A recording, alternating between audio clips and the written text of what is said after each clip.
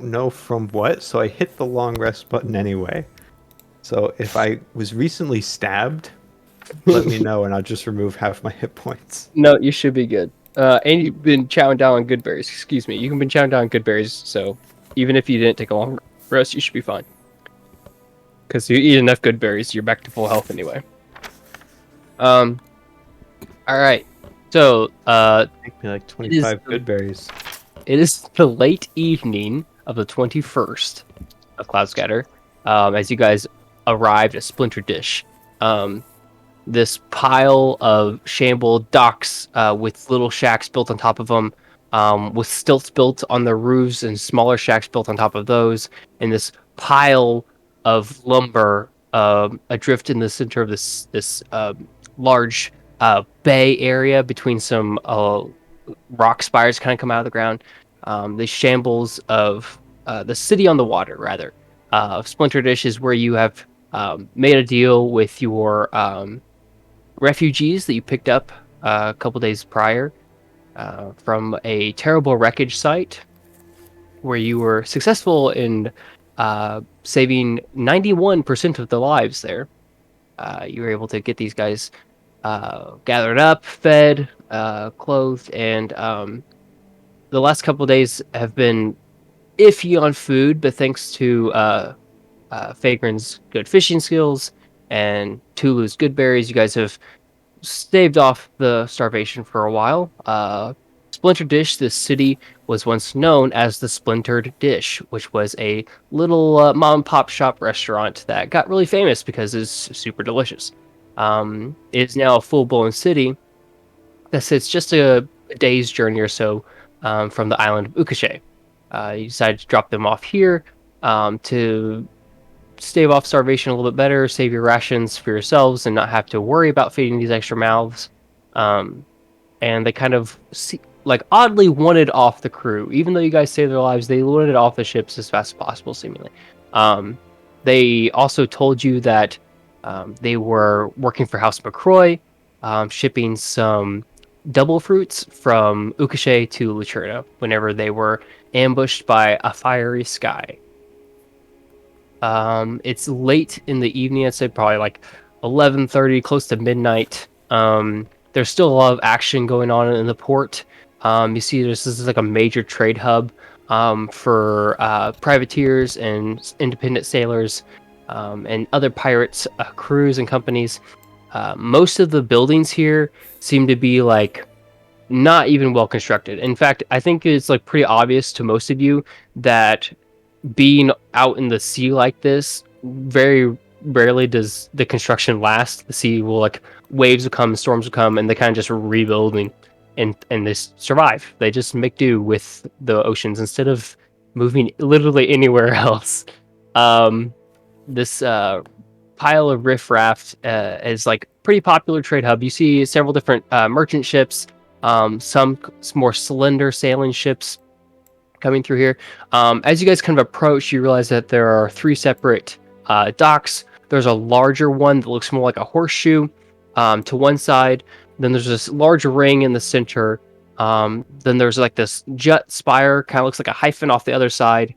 And then there's these two really narrow ones that stretch out for a quarter mile in a different direction. So they have like these different areas, these different ports. And as you approach, Rhonda and Swipes they're able to explain to you guys that, oh yeah, there's like the wide port, there's a shade port, and there's a narrow port, and these three different ports kind of each have their own like specialties and stuff. Wide port usually has to do with rations, food, and it's actually like the main entrance for the Splintered Dish restaurant. Then there is the Narrows, which has to do with like medicine and herbal stuff. A lot of potions and like gathered rarities go there. And then in Shadeport is where more of the like general merchandise, like lumber and like iron goods, ores and like craft works, come through there. So these separate ports all have their own thing. I imagine you guys just come to the wide port because it's the one that's closest.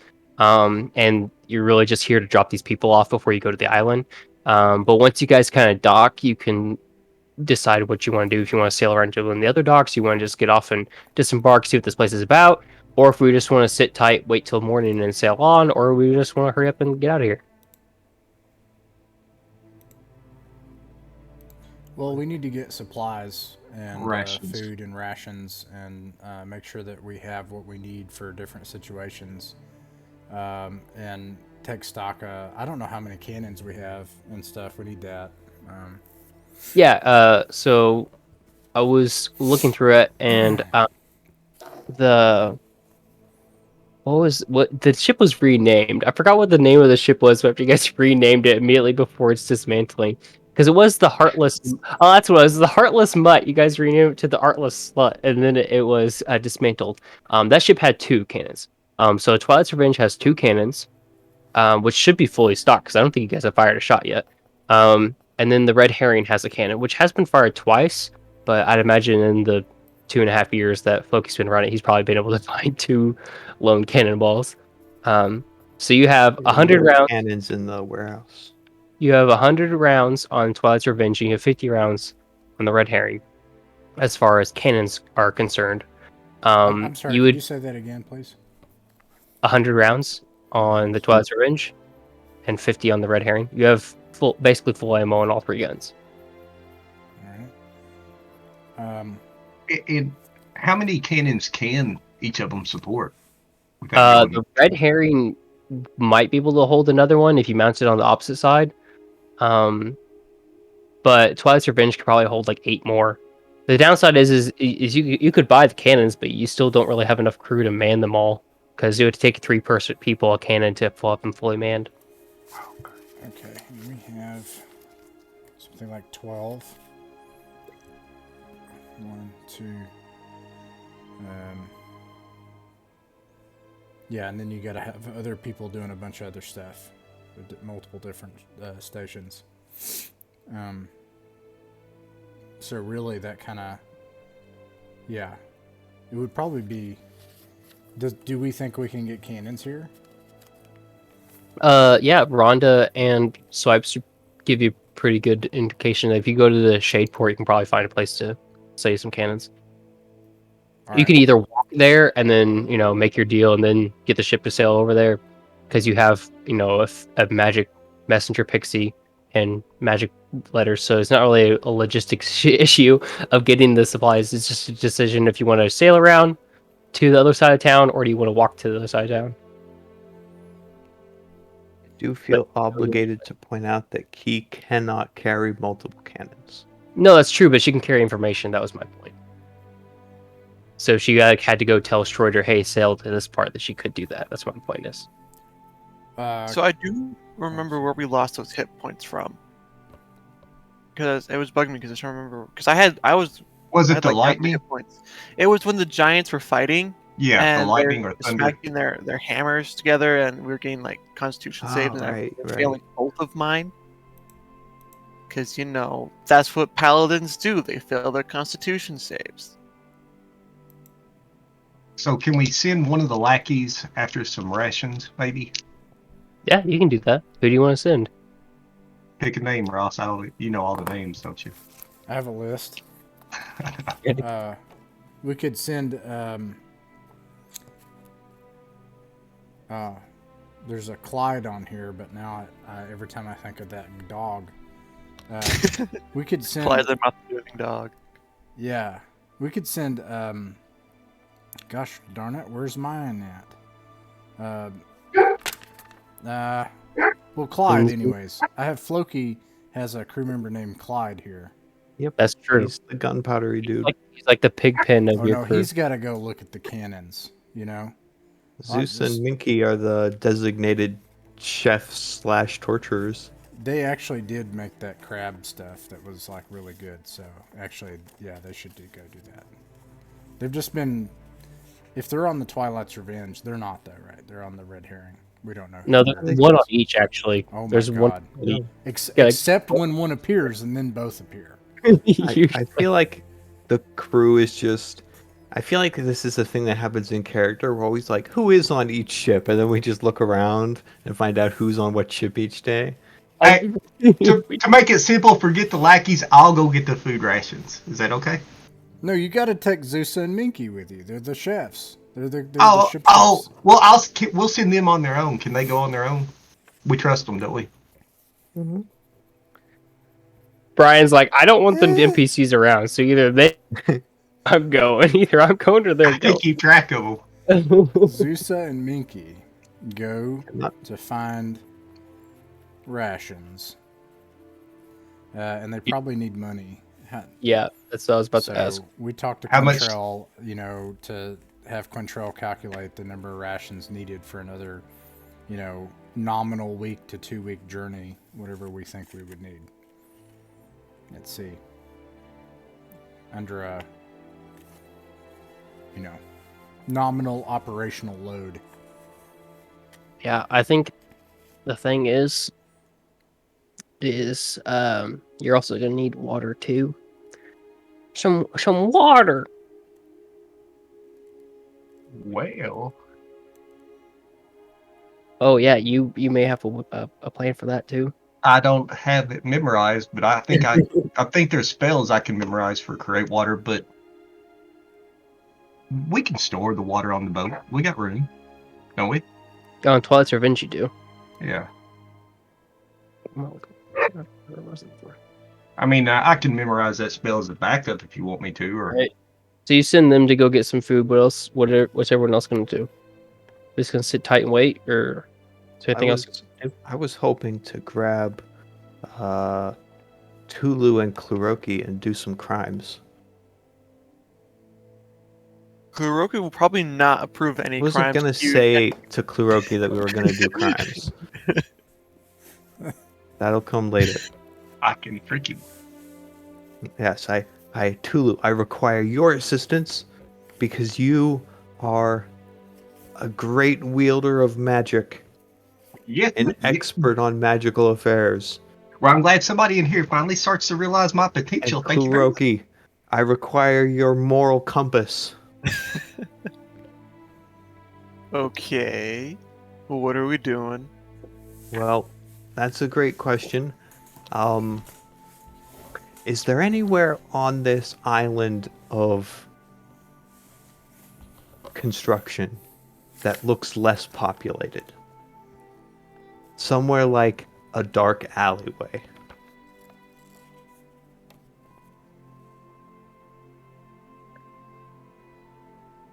Are you asking me if there's a dark alleyway? No, I'm asking Ross if there's a dark alleyway. Okay. Well, it's like a city, so there's definitely dark alleyways. Yeah. All right. Well, not necessarily an alleyway. That's very suspicious and not very roomy, but just like somewhere where there's not a lot of people around. Yeah, there's literally an area of town called Shadeport because the construction, these buildings built on stilts and this make a big shadow. So there's a whole portion of the city that's constantly in shadow, and so they call it Shadeport. All right. Excellent. I would like to go to head on over to Shadeport with my co-conspirators. Okay, you want to go there on foot, or are you gonna sail over there? Because there's a dock over there too. On foot's fine. Okay. Stretch our legs. It's been a while. All right, so you're go ahead and step off at Whiteport and start walking through town. Yes. I assume everyone else comes with me, or my co-conspirators come with me. I'm skipping. Yep. All right, I imagine what's Vagrant gonna be doing? I don't think Hi, he would Vagrant. do this. Yeah. What are you gonna do? I could run an NPC. I'm trying to find. Oh, Linzu. My notes are really hard to read, which is a problem. So let me think of how Linzu sounds. He kind of sounds like this. I think. Is it something like that? Yeah, I had him like a surfer dude, so I imagine he probably sounds like. So Linzu would probably go. He's pretty. I've done some, shady deals in my time, and then he winks really awkwardly. Do you have a deep knowledge of magic or an astute moral compass? No, not really. Well, that's kind of what I need right now. Okay, well, let's go. All right, you can come too. Okay. All right. So I'd as you just like to mention, I'm keeping a very good eye on both Tulu and the what's his face, Floki. Floki. Yep. All right. So as you guys kind of step off, the sweet aroma of cooked meats is carried on this heavy breeze of dark smoke. It smells like a sweet barbecue smell, but it's also there's like this tinge of just embers and iron, and you actually can hear the clinking of and clanking of hammers against anvils. As the first building you guys kind of approach has this large balcony area where there's lots of people sitting and enjoying themselves. A lot of them seem to be eating these like roasted meats. Others seem to be just like having a party and like carousing with each other. And this building is like kind of like a kind of looks like a I don't know how to describe this otherwise. It looks like kind of like a teapot. It's like this large building that kind of comes to a point and has this large sput that comes out of it, where there's smoke just pouring out of it. And on one side there's a sign that says splinter dish, and on the other side it says the curled hammer. And this place is like half restaurant, half like smithy. So like this like very large place. It's a very happening place. It's basically like you walking into the food court at the mall. Like this is where like majority of people are. You can also see like so straight ahead, there's just this row of looks like shops that are lit by the lanterns and the starlight above. There's also a chapel over to your left, and then it's like the whole dock is like a horseshoe shape. So like over the bay, past the ships, you can see a couple warehouses on the other side of the dock. But you also notice that if you head straight down towards the shops, there's like more city that way. That's like the main road. If there was a road, it's basically like a dock that just is the road. Um, but yeah, so like there's like this like restaurant slash smithy right in front of you. There's a shop street, chapel, and then on the far side is a bunch of warehouses. Right. Well, I'd like to make my way down to the shade port, place where there is less people than here. All right. So you take your way down towards the shops. You see this building that's missing its roof, and instead you see this large, like when I say large, it's like a 50-foot by 80-foot shag carpet that has a roof, and you see a sign hanging out front that says the Dusty Rug. Next to that, you see this little place. Hang on, I gotta look up my notes. I can't look at my notes at the same time, but I'm going to. This little place that has these large like I don't know how to describe. Man, so like there's these large jewels that are like hollowed out and have these plants growing out of them. And there's like a whole bunch of them in front of this shop place. But you can see that there's this dragonborn lady who's like tearing down like most of the door. And as you guys can continue, there's this larger uh, ring of the city where the street kind of splits in half, and there's a big opening in the center of town where like you can see the ocean water and a bunch of people like dumping stuff into the water. I see guys like dumping a bunch of copper coins. Another guy's just dumping a bunch of like look like nails or something. He's pouring in there, and all this water is just like swirling up, and like a reverse whirlpool is just kind of like coming up like a water spout. And it comes up about 80 feet, and it reaches up into this little bucket, and like the bucket is like absorbing this like these offerings that these people are bringing. You can also see a half orc cleric who's like praying over this whole like ceremony thing. But the road kind of splits off to left and the right. If you go to the right, you can see there's just a couple like little shacks. You see this place that has a sign up front that says the nest on it. And if you go the other way, you can see a lot more buildings that direction. And then directly across from you, behind this like whole scene, you see another street that goes that way. So there's one to your left and there's one across. I poke Floki and I say, "Hey Floki, did you have something in mind, or you want me to go ahead and just do what I gotta do?" Well, if you got to do something, then go ahead and do it. But I did have there's a plan to all this, but I just need to find some place where there aren't people, an abundance of people, like the kind of place where an explosion would be. Okay, well, I was getting ready. Morally acceptable than our ships. Okay, I was getting ready to cause a scene, so we better go with your plan. Otherwise, we're going to get ran out real quick. So go ahead. Yeah, that might be a good idea. All right, I would like to continue to Shadeport. All right. So which way do you want to go? Do you want to go straight, or you want to go to the left? Let's go. Remind me of my options. Okay, you can go to the right where there's a bunch of little shacks. You can go to the left where it looks like there's more town that way, or you can go either direction around to the street ahead of you, and there's more town that way. Wait, so we don't know where Shadeport is?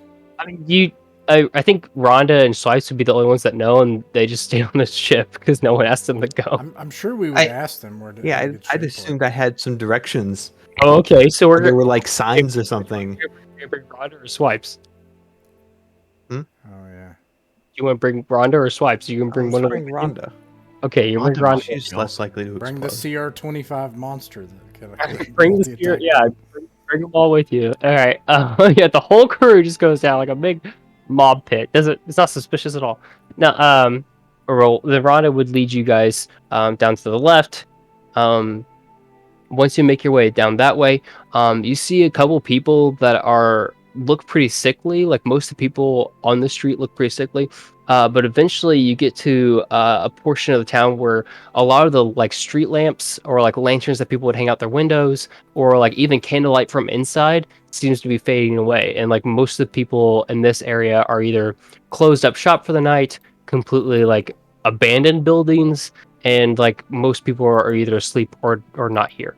Like you get to the area where it's literally just like pitch black, other than a twinkle of starlight that's coming down. And you're able to make it to what you are pretty sure is Shadeport.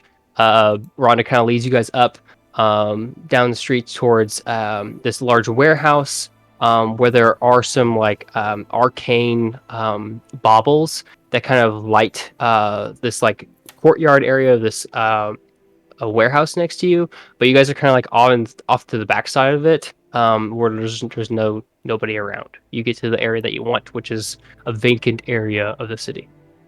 All right. Well, this has been more of an adventure than I was anticipating, and there are more people here than I was anticipating. Thank you for coming, Rhonda and Surfer Dude. Yeah, no problem, boss. Yeah. A book! And Floki takes out a book. Hey, it's a book. Well, which one? The Laughing Book. All right. And I would like to open it. All right. You hang on a second. You're gonna open a book. The book that he opens looks pretty standard, like a standard tome. There's really nothing fancy about it. But once he opens it up, you just hear this maniacal laughing that like starts out faintly and then it doesn't stop. Like literally, the pages start flipping through rapidly, and you just hear this laughing come out of it.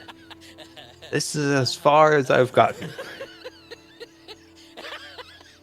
Can I attempt to shut this laughing book? No. Please. Okay, let's have some contested sleight of hand checks to try to slam a book shut while the other one's trying to hold it. So he's got this book open and it's laughing, Yep. right? Yep. Okay. There's like laughter pouring out of the book, and the page is like sleight of hand, right? Yep. I got a nat 20 for 22. Oh jeez. I got a 21. Oh my goodness. So like you see this like rapid movement where Floki like jerks the book away, where Floki's trying to get it to slam shut, and in the motion of trying to jerk it away, he accidentally closes it back. Okay, why did you need me, and why is there a laughing book? This is the why there's a laughing book isn't interesting. The why I needed you is just in case, I don't know, the book started trying to kill everyone. It's a laughing book. I assume it's laughing for a reason, or would stop laughing. Or it's cursed. Or just it's obviously something cursed. was funny. Yeah, he was just trying to enjoy and bring some enjoyment to our lives. We just got to be Okay, happy but that and was joyful. not a joyful laugh. That was a maniacal laugh.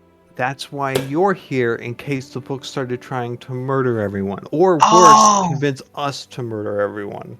Kluroki's here. Kluroki's here to save us. Yeah, he's the break glass in case of emergency. Oh, cool! You're our hero, Kluroki. Can you guard for us? Can you be our guard? Can you take care of us if something bad happens? The old classic "Hey cleric, look that way" trick. I've heard of this in D&D. But if we start dying, look back this way. And I open the book up again. All right, you hear the Michael laughing begins to pour out of it again. All right, Tulu, do your thing. What do you want me to do? You're the expert. This is why you're here. I am looking between them like, what are you two planning now? I'm going to cast Gust of Wind at the book and try to lift it up. All right, you two. The gust of wind begins to toss this book about. The laughter still pours out of it. It's pages are fluttering rapidly as the book kind of flutters about in the wind. I cast Mage Hand and I catch my book again. Yeah, you look. All right, I'll bring the book back down and say, book. Can you stop laughing for a moment? We need to work this out here. Roll a persuasion check. Sure, I'm persuasive. I used all my mojo getting my books stolen from me, apparently. Thanks for that. That's an 8. With an 8, you for a faint second you hear a pause in the laughter, and then the laughter continues.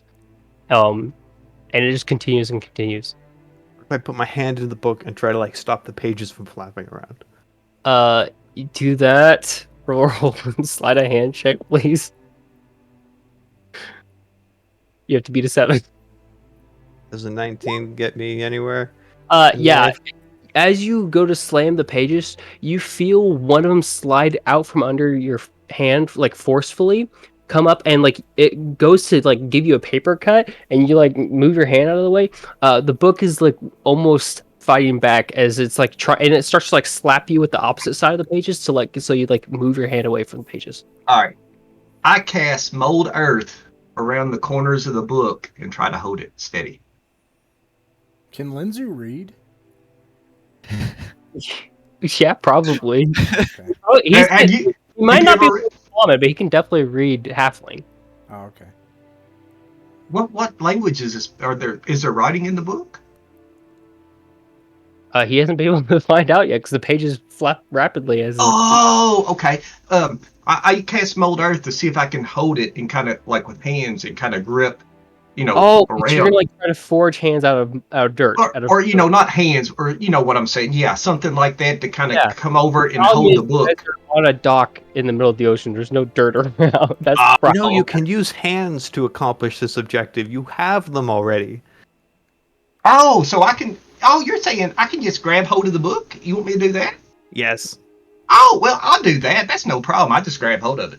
All right. As you were both holding the book, you feel it vibrating and jiggling as if it's trying to force its way out. But between both of you holding it, you're able to keep it in place. I would like to use /cast comprehend languages. All right. What you get is this weird bunch of basically riddles written in primordial, and some of them you realize are supposed to be funny or punny, and they're really not. Most of them are just nonsensical riddles that have no rhyme or there's no point to them, no reason to them. But as you're kind of holding it, you watch as one of the corners of the pages folds over and forms a little mouth, and it says, that really tickles. I wish you would do that. But I'd love to stop. If you just talk to me a little bit here. I can't communicate about this. Can't really do that. It's kind of a curse. That's kind of what happens. Okay, there's how can for that. How can I uncurse you? Wait, hold on. This is a profoundly silly question. I cast remove curse. Cast remove curse. The book immediately like starts glowing a super vibrant blue and becomes to be like almost hot to the touch. You guys gonna let go, or are you gonna hold on to it? I'm in it to win it. Lindsay uses his lucky oar to hold the book. I'm doing whatever. Hold it up like a piece of pan. Is that what you're doing? All right, you guys gonna hold on to it. I need you both to Constitution saving throws. Lindsay, do an athletics check. Also, if you're within, 10 feet of me, you get a +3 to whatever that Constitution. Oh, yeah, you definitely get Good. that. Right, 10. Well, then I got a 7. Oh boy. Both of you feel this heat wave come off. Tulu, you're gonna take 1 fire damage. Eventually, what you feel is the bindings of this book begin to snap and break away, and the pages begin to reform themselves. You can tell that this wasn't an actual book in the normal sense, where its pages like one after the other. It was actually folded and contorted, and it begins to like unfold itself and unfurl, and eventually it starts to look almost like humanoid as you watch these folds kind of come in on themselves, until eventually it looks like an actual like person made out of origami. And like they like have like when they stand sideways, they almost look two-dimensional, but whenever they're standing perpendicular to you, they look really like a normal human for the most part. Like most of their the folds and creases make up their joints, and like where they have like where shadows would be cast on a normal figure is like there's like super thick writing and ink that make it look like shadows, to make it look like there's more dimension than there really is. But eventually this creature like unfolds itself, and as they do, Rhonda exclaims, "Oh my goodness, it's a page walker!" And it like unfurls itself, and it goes, "Oh, thank you. I would offer you something, but I don't really have anything." It goes, "Man, I hope that wears off eventually. I'm so tired of laughing." What's a page walker, man? Rhonda turns to Linzu and she says, "Oh, well, some wizards have homunculus to do their bidding for them. Others have unseen servants. And some have simulacrum, and others have page walkers. They're just usually with a caster of some kind." I don't get that. Where did you find this book? Have you ever been sailing before? No. Okay, Well, well, yes, sometimes but no, on the yes. ocean there's like A little bit. flotsam and sometimes jetsam, like just trash on the ocean. And there were a few items and people, and one of them was this book. I look Did at you Clip. save the people, or did you just abandon the people? Or were the people dead? I wanted to stay away from the flotsam and jetsam because I was convinced there would be curses involved. But my compatriots, who were cultists of some variety, insisted that we investigate, and we did save the people. And I was right; there was a cursed item, which is I do not believe we know your name, my good Page walker. papery friend. Are you talking to me? I don't Yes. have a name. But who's your master? Oh, my master? Yeah. Oh, that's Charva. Charva was my master. Who is Charva? She's a fire genasi. Seems like there'd be some tension there. Like you wouldn't be the most That's what long-lasting assistant. It's like a little joke, like an inside joke between us. That was pretty good. Pretty funny. Paper and fire don't really mix. What they say. Is she looking for you now? I doubt it. She got really mad at me, trapped me in this book. Oh, so you're free to serve whoever you want to now, right? Or do you serve people? Or are you friends with people? I don't know. I haven't thought about anything but laughing for a while, guys. Well, I like it when people laugh. You ought to hang out with us. Yeah, I'm kind of done doing that. I've been doing that for a while. So. You don't seem like it. What do you mean? No, you're just very, you're still going. Yeah, I think that's just a little like residue magic. You know, how those type of things happen. You know, there's like I the don't know, maybe spells, you'll. and then you get like the after spell that always has that weird smell that stays on your wand and hands for a couple days. Yeah, I know. Well, just Well, who knows? Maybe you'll find out that you rather like laughing now. You're doing it just by choice, and not just because of magical compulsion. Maybe, maybe not. That's part of the joke. and just so you know, I am one that likes wood and earth and all that kind of stuff. I'm one of those nature people too myself, so I think you and I get along pretty good. Well, that's great. And he like holds like a paper thin hand to shake your hand. How tall is Floki, he? Floki puts out his hand in front of Tulu and says, "Wait, I prepared for this." Kluroki, turn around again. Come back. Lucre's just like been watching the whole time. He's like, "What are you?" Yeah, I've been just like staring at this going down. Like, Kluroki, I what? require your moral compass and maturity. Okay.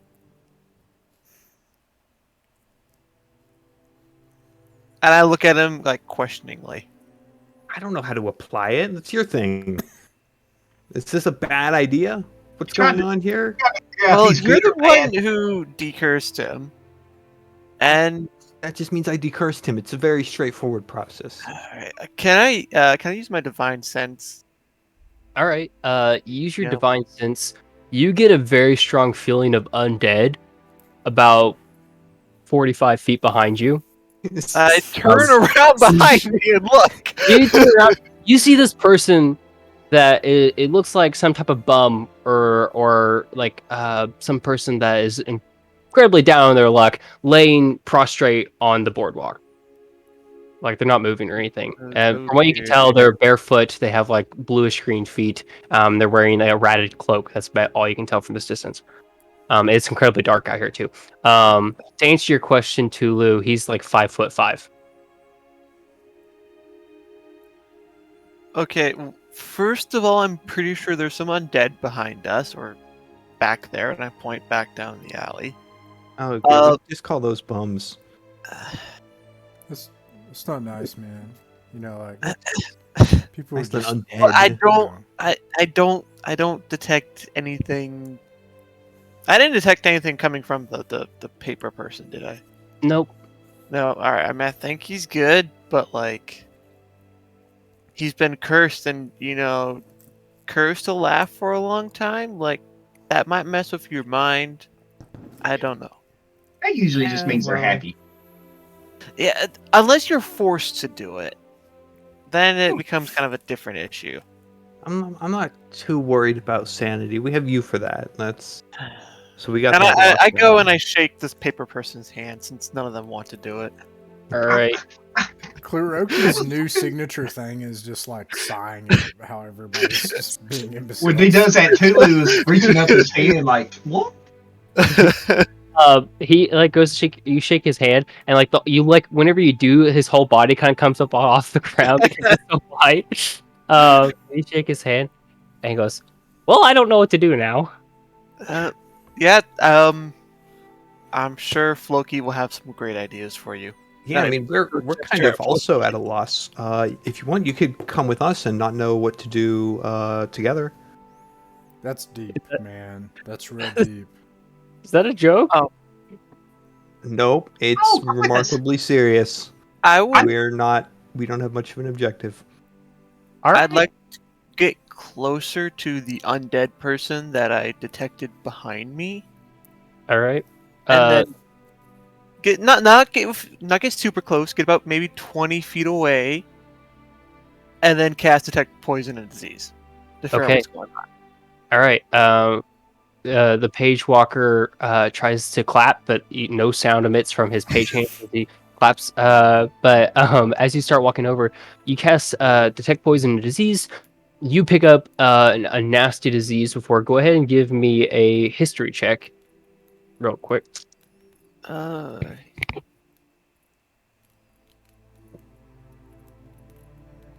That is a 17. 17. You detect a disease that you are pretty familiar with. This is the disease of blue rot. And I think Mason knows even more than Kuroki knows. I know what blue rot is, but Um, Kuroki probably doesn't know what blue rot is. You see, as you get closer, you can even smell it. The smell of like rotting coral. You can even see as you get closer, like barnacles are growing on this individual's ankles. Appear to move at all as you get closer. It appears completely stagnant. But as you get closer, you can even smell it on the air. It's incredibly strong. You're certain it's blue rot. If I'm proficient in medicine, would that have any bearing for me to be able to tell what blue rot is? Yeah. You can go ahead and give me a medicine check. Yeah. Because I go back to the group. I'm like, yeah. You guys know much about blue rot? Because I'm also proficient in medicine. But 13 is all I got. A 13. Plus You would also know what blue rot is. I don't know if Tulu has ever encountered it before, and maybe he just never really gave it much thought. Being Tulu, but he has heard of it before. It's a sickness that usually affects sailors. And would I know that it turns people into zombies that want to kill everything? Yeah, you'd know that. Okay. Dang it. Basically, like, think of scurvy, but like 100 times worse. These people die of lack of nourishment, but then their corpses begin to like thrive on the sea itself, and they stay like in this zombie state, where they become like basically like a symbiotic relationship with the ocean. You can kind of think of them like the Davy Jones crew from Pirates of the Caribbean 2, where they start to like resemble sea creatures in different ways and like begin to grow gills and stuff like that. But blue rot is very much more like barnacles and like coral begin to grow on their bodies, and they like basically lose all sanity, and eventually they just become like drones, and like they have mindless, and they don't feel anything. And eventually they just become like these stagnant sea cucumbers of humanoids that kind of just linger about. So, and this guy, does he appear to be like 100% dead? Well, it picked up on your sense, so there's gotta be like some unlife to it, but you can tell there's clearly no person left. This is basically a monster that's dying. Okay.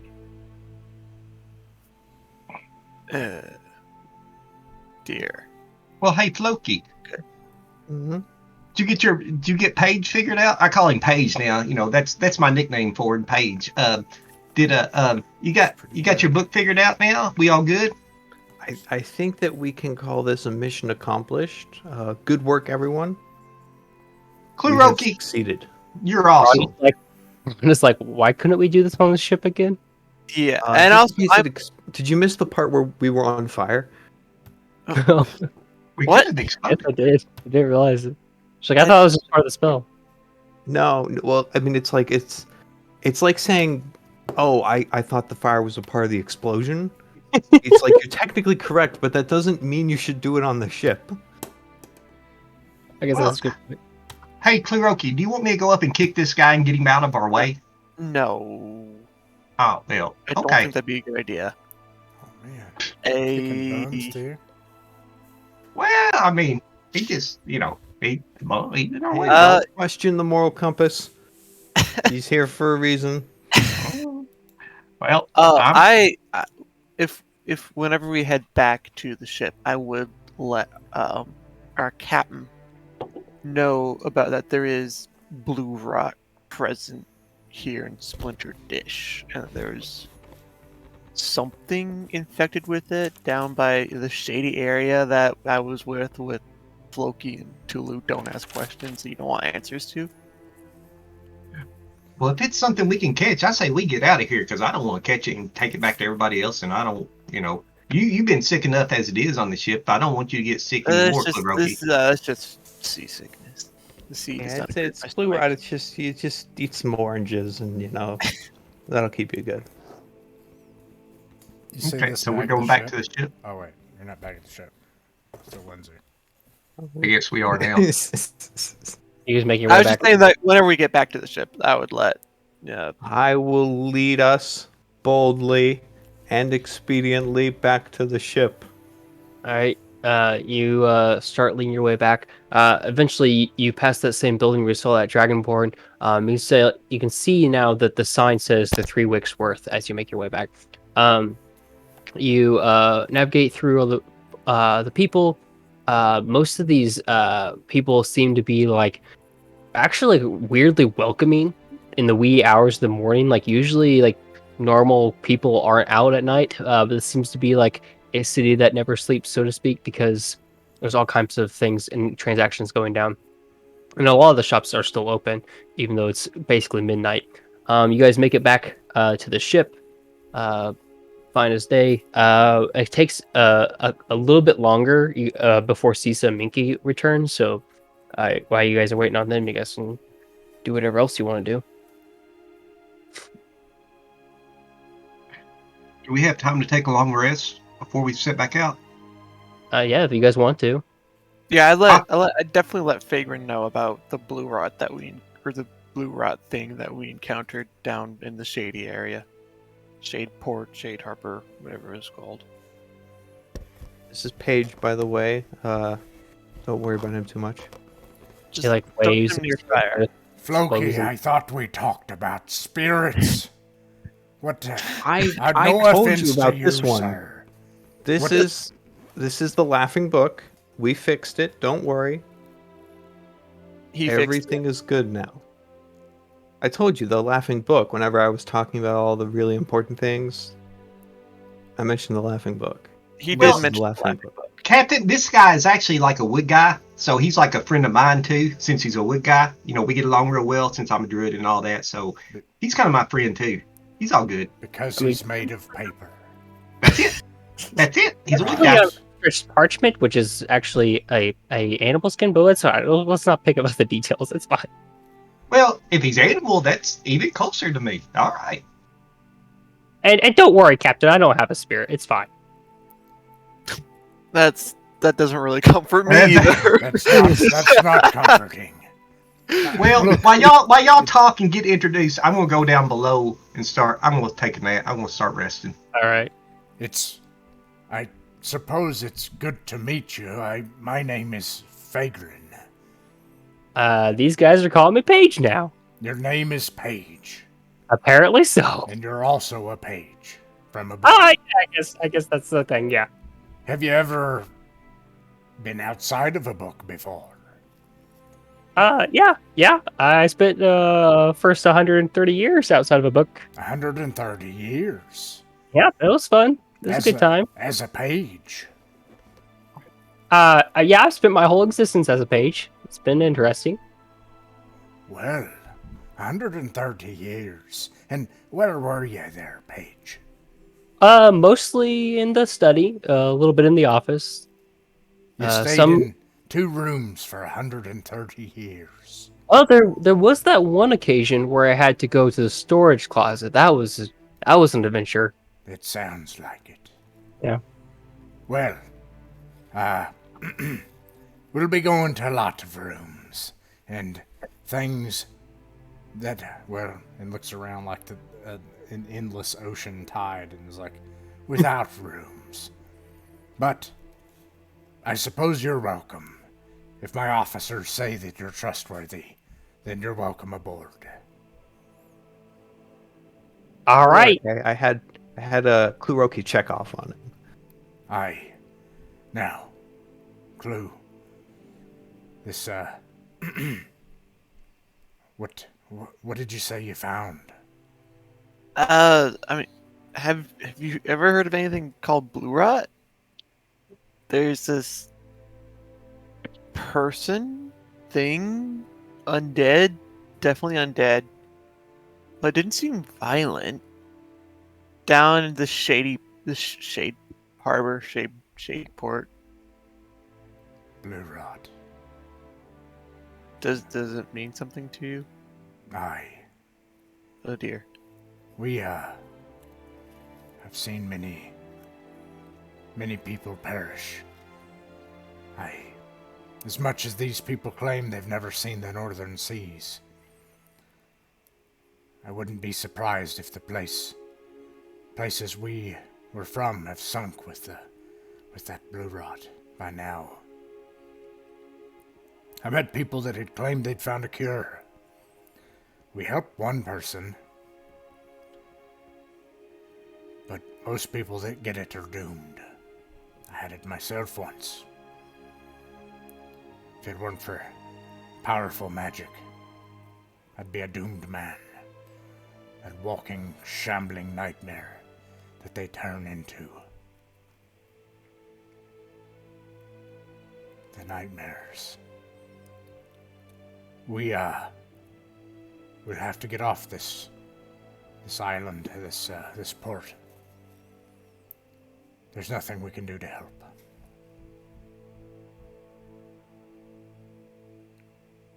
I mean, could we at least like warn them of what's coming instead of just abandoning them to, not warning them? And Kuroki, how would you go about warning a port full of people that are doomed to die? They're not necessarily doomed. I wish that were so.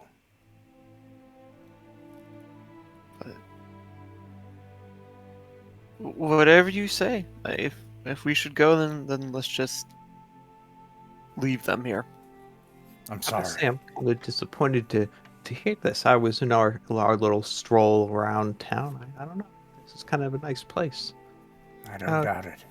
Many a nice place has been destroyed this way. Tulu pokes his head up and said, I think I heard your conversation. You said they're all going to die. Aye. Well, can we go ahead and kill them then? No. Pull out their misery beforehand? No. Okay. Well, I'm going back to bed. What is his deal? He just keeps trying to murder everyone. I think he needs to get a girlfriend. Are you sure he's first mate material? Aye, I can see it in him. But he wants to murder everybody. Well, we always get that kind of, Oh, I don't understand that. Sometimes I understand. Floki puts a hand on Croaky's shoulder. Croaky, there comes a time in every man's life where he needs to raise the black flag and start slitting throats. No. And it does not need to happen. It's just his time, I guess. Especially and not with yours as yet. often as he admits he needs to raise said black flag. We won't let. And then Fagrin actually thinks for a moment about he literally has a black flag that he hasn't, and he's like, we'll make sure that he doesn't do too much of murder and that doesn't need done. Kuroki, don't worry. It'll be Hopefully, okay. no murdering. Rhonda, she's like, sometimes murdering's the safest and the easiest way out. And I'll tell you If this. there's no other option. I looked at everybody. I'm like, if you want to not be doing any murdering, we'll need to get off of this port soon. Rhonda, have you heard of this blue rot? Have you seen it? I've seen it. I've never had it. I'm sad to hear that you've gone through that, Fagrin. Sounds terrible. Never seen it firsthand until earlier this evening. That was interesting. I thought it'd be more grotesque than it was. Honestly, people have found cures for it. It's not easy to come by and pretty expensive, but they do it. There's also the whole cauterize the wound thing, but you have to catch it early if that's going to work. Otherwise, you burn yourself alive doing that. Aye. But yeah, it just started a couple years ago. Before that, I wasn't around. It's interesting. You say there's nothing but shoal and rock to the north, where I was born. But the blue rot was there, and it's here. It appeared 2 years ago. We'll wait for Zusi and Minka to come back. And also, do we have like an idea of like how much a cannon costs? I'm sorry, I can't remember. You're good. A lot. It's like 3,000 gold, right? No, it's actually not that much. It is 1,200 gold for a standard cannon. Well, Caleb, do you want the red herring to have another cannon? No, I'm on record as not caring. I think if we're broadsiding someone, it's a matter of putting every gun we can on the Twilight's Revenge.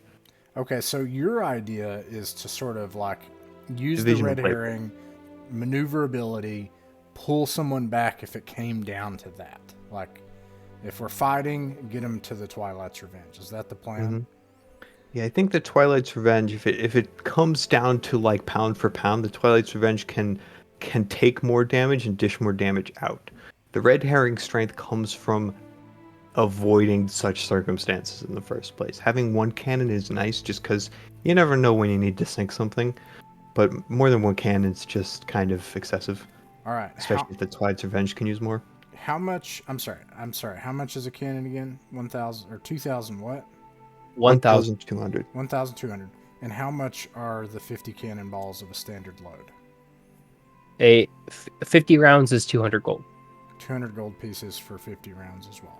Okay. Yep. Would you guys be willing to help me outfit the Twilight's Revenge? If the time came that we did need to actually like get in a fight, we'd have 2 more cannons. That's 4 cannons. That's pretty damn good. It'd be ready to fight if we had to. We need people. I know that. Hell, we could get everybody off the red herring if it came to it. Like, we'd have an option. But right now, we don't have a All fighting 3 of option. us. And also, the Twilight's Revenge can't run. The red herring can, but... How many firing guns could we man on the Twilight's Revenge? Well, we have, some 12, some people, you need 3, so... But you also have to man every other station. So you need to have people that can do the rigging. You need someone who, at the helm, you need, well, I suppose you need those things at a minimum. And then if you had to, I guess, yeah, you could man the gun. So, yeah. If we had everybody, the whole crew there, they could man 3 cannons and have somebody on the rigging and still be able to have people do other things. But not both ships.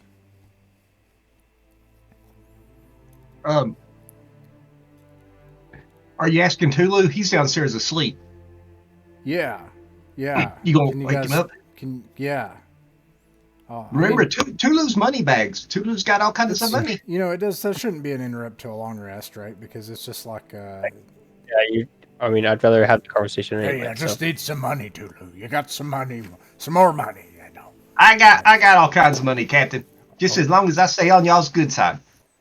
Okay. Well, I don't want to take more money. All right. It's just. I will take the money from Tulu. No. Here we go. 2,400 plus another 400 is 2,800. Divided by 4 is 700 gold apiece. Can you guys give me 700 gold out of your? I would like to point out you have other options than a standard cannon too. Are there heavy cannons? Proceed. Grappling gun? Harpoon. Harpoon? Depends on where you go, but we're going to Ukshay, so I think Rhonda I don't would want let a you. laughing cannon. I don't want this. No, there's no Too late. All right, so basically you get variations of range versus damage.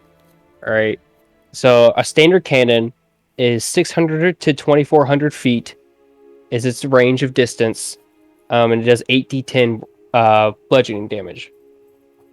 All right, there's also one called a dragon snout, which has a range of 600 to 2,400 feet, and it does 8d10 bludgeoning damage plus 2d20 fire damage. All right, then there is a silver vein cannon.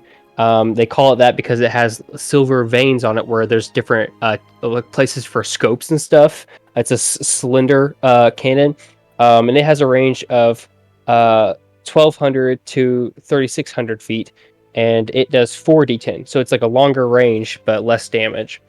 Then there's a thunder throat, which is basically a shotgun. It's 200 feet to 800 feet, but it does 12d10.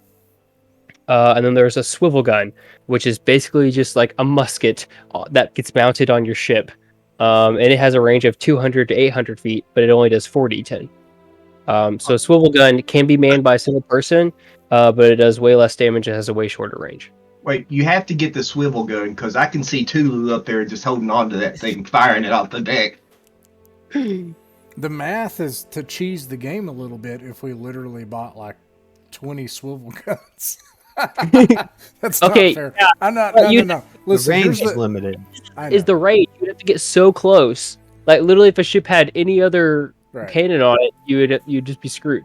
Okay, and that's why the key is to always raise when you attack. Instead of raising the black flag, you raise the white flag, and then they getting close to board you, and then you're like, "Aha, die!" All right. Also, swivel gun is only 40 versus the standard 80 too.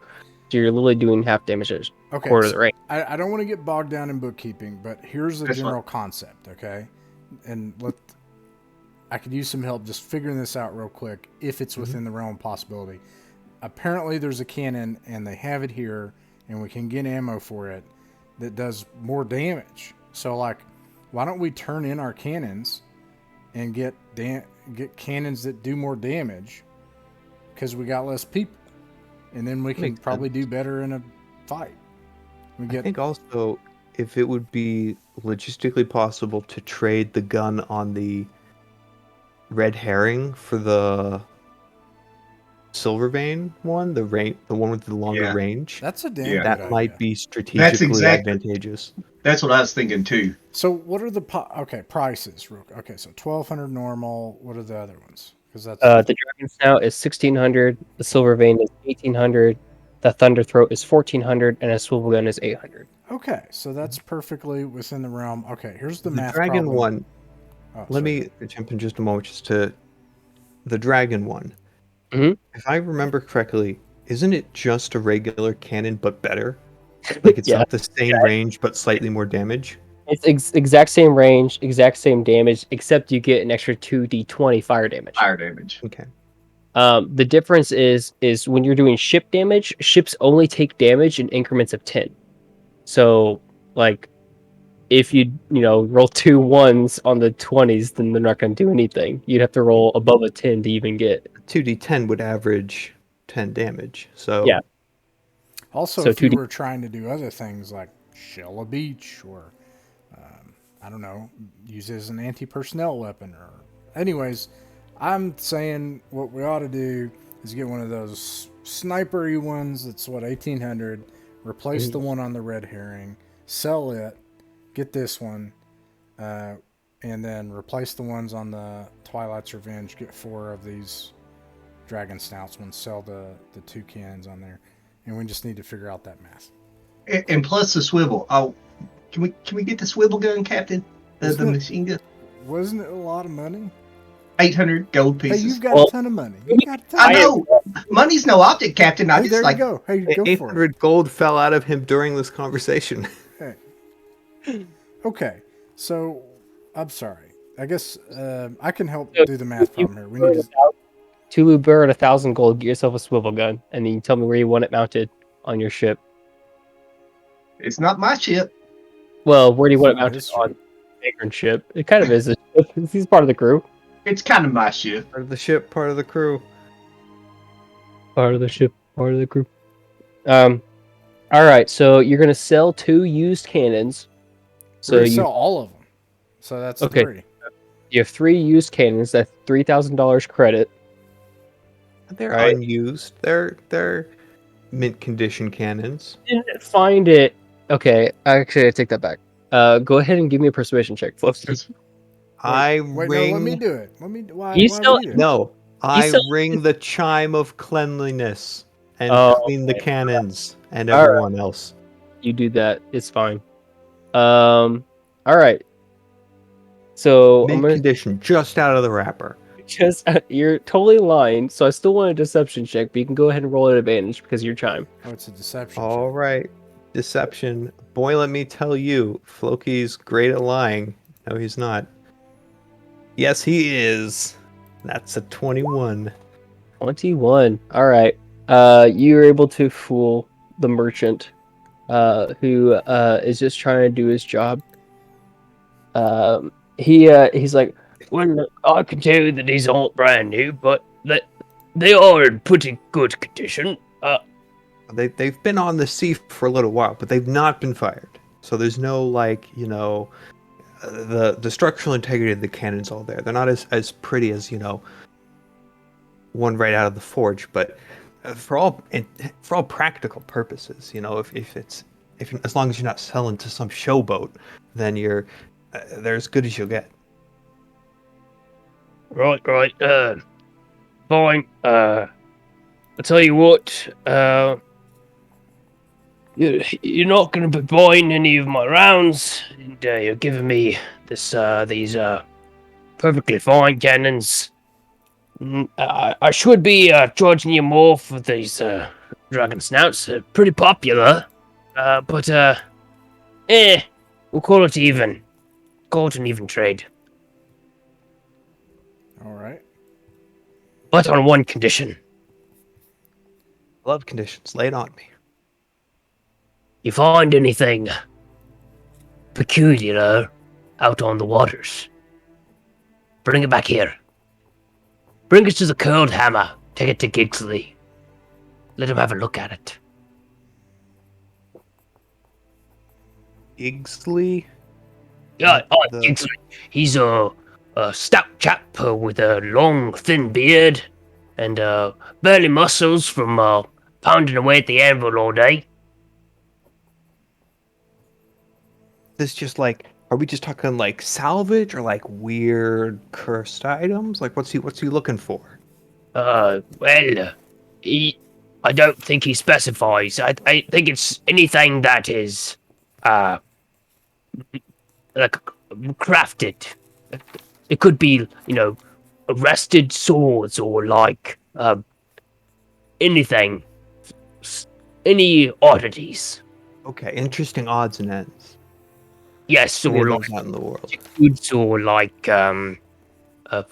found wreckages that are different. Hey, didn't we get something from a wreckage? We got the folding boat you fished up. There was something else, I thought. But I just had a book, but it just escaped me, unfortunately. That was a pretty interesting one. Hey, Paige! No, I'm just kidding. No, we're not going to do that. Jesus folds back into the... No, Paige, go away. It literally folds in, cracks between the deck and slides. No. So many creepy people. We're going to have to keep him below deck when we're sailing, or he'll just go right away. All right. So this is cool. So we basically traded up, which is super crazy. So if that's the case, let's buy some ammo and we're good to go. And you already have it. So the same ammo works on these dragon burst guns? Yeah. I just deleted this on accident. And the swivel gun that I have up on top, did I have spending gold for that? Yeah, if you want to buy that, it'd be 1,000 gold altogether. If you want to buy your swivel gun and the ammo for it. Okay, I'll do that. All right. And then what's the sniper one called again? It's called a silver vein. Silver vein. Because it has lots of veins of inlet silver where scopes and stuff can be attached. And it has what range? It's 1,200 to 3,600 feet. That's interesting because that means that it would have disadvantage or simply unable to fire, maybe based on its arc, less than 1,200 feet, which is an interesting problem. There are weapons like that, though. It makes sense. Okay. Just for clarification, anytime you're shooting the weapon, any of these weapons, it's always a +6 to hit. So you just get a +6 to hit a cannon, because with cannons you have to take 3 actions to even fire it. The only exception is the swivel gun, but the swivel gun is only a range of 200 to 800 feet. So, all right, we have weapons now. I feel like we don't have people for them, but we've got options. So that's pretty cool. Tulu being the greedy one he's like, are we splitting the cost of this swivel gun, or is it actually mine? Hey, take it, man. You got a swivel gun. Go for it. Well, all right. Well, I guess this is part out. So I own part of the ship now. All right, cool. Yeah. All right. Let's buy some ammo. So 200. Let's get some more. And so, would you guys chip in with that if we got just a stock of extra ammo?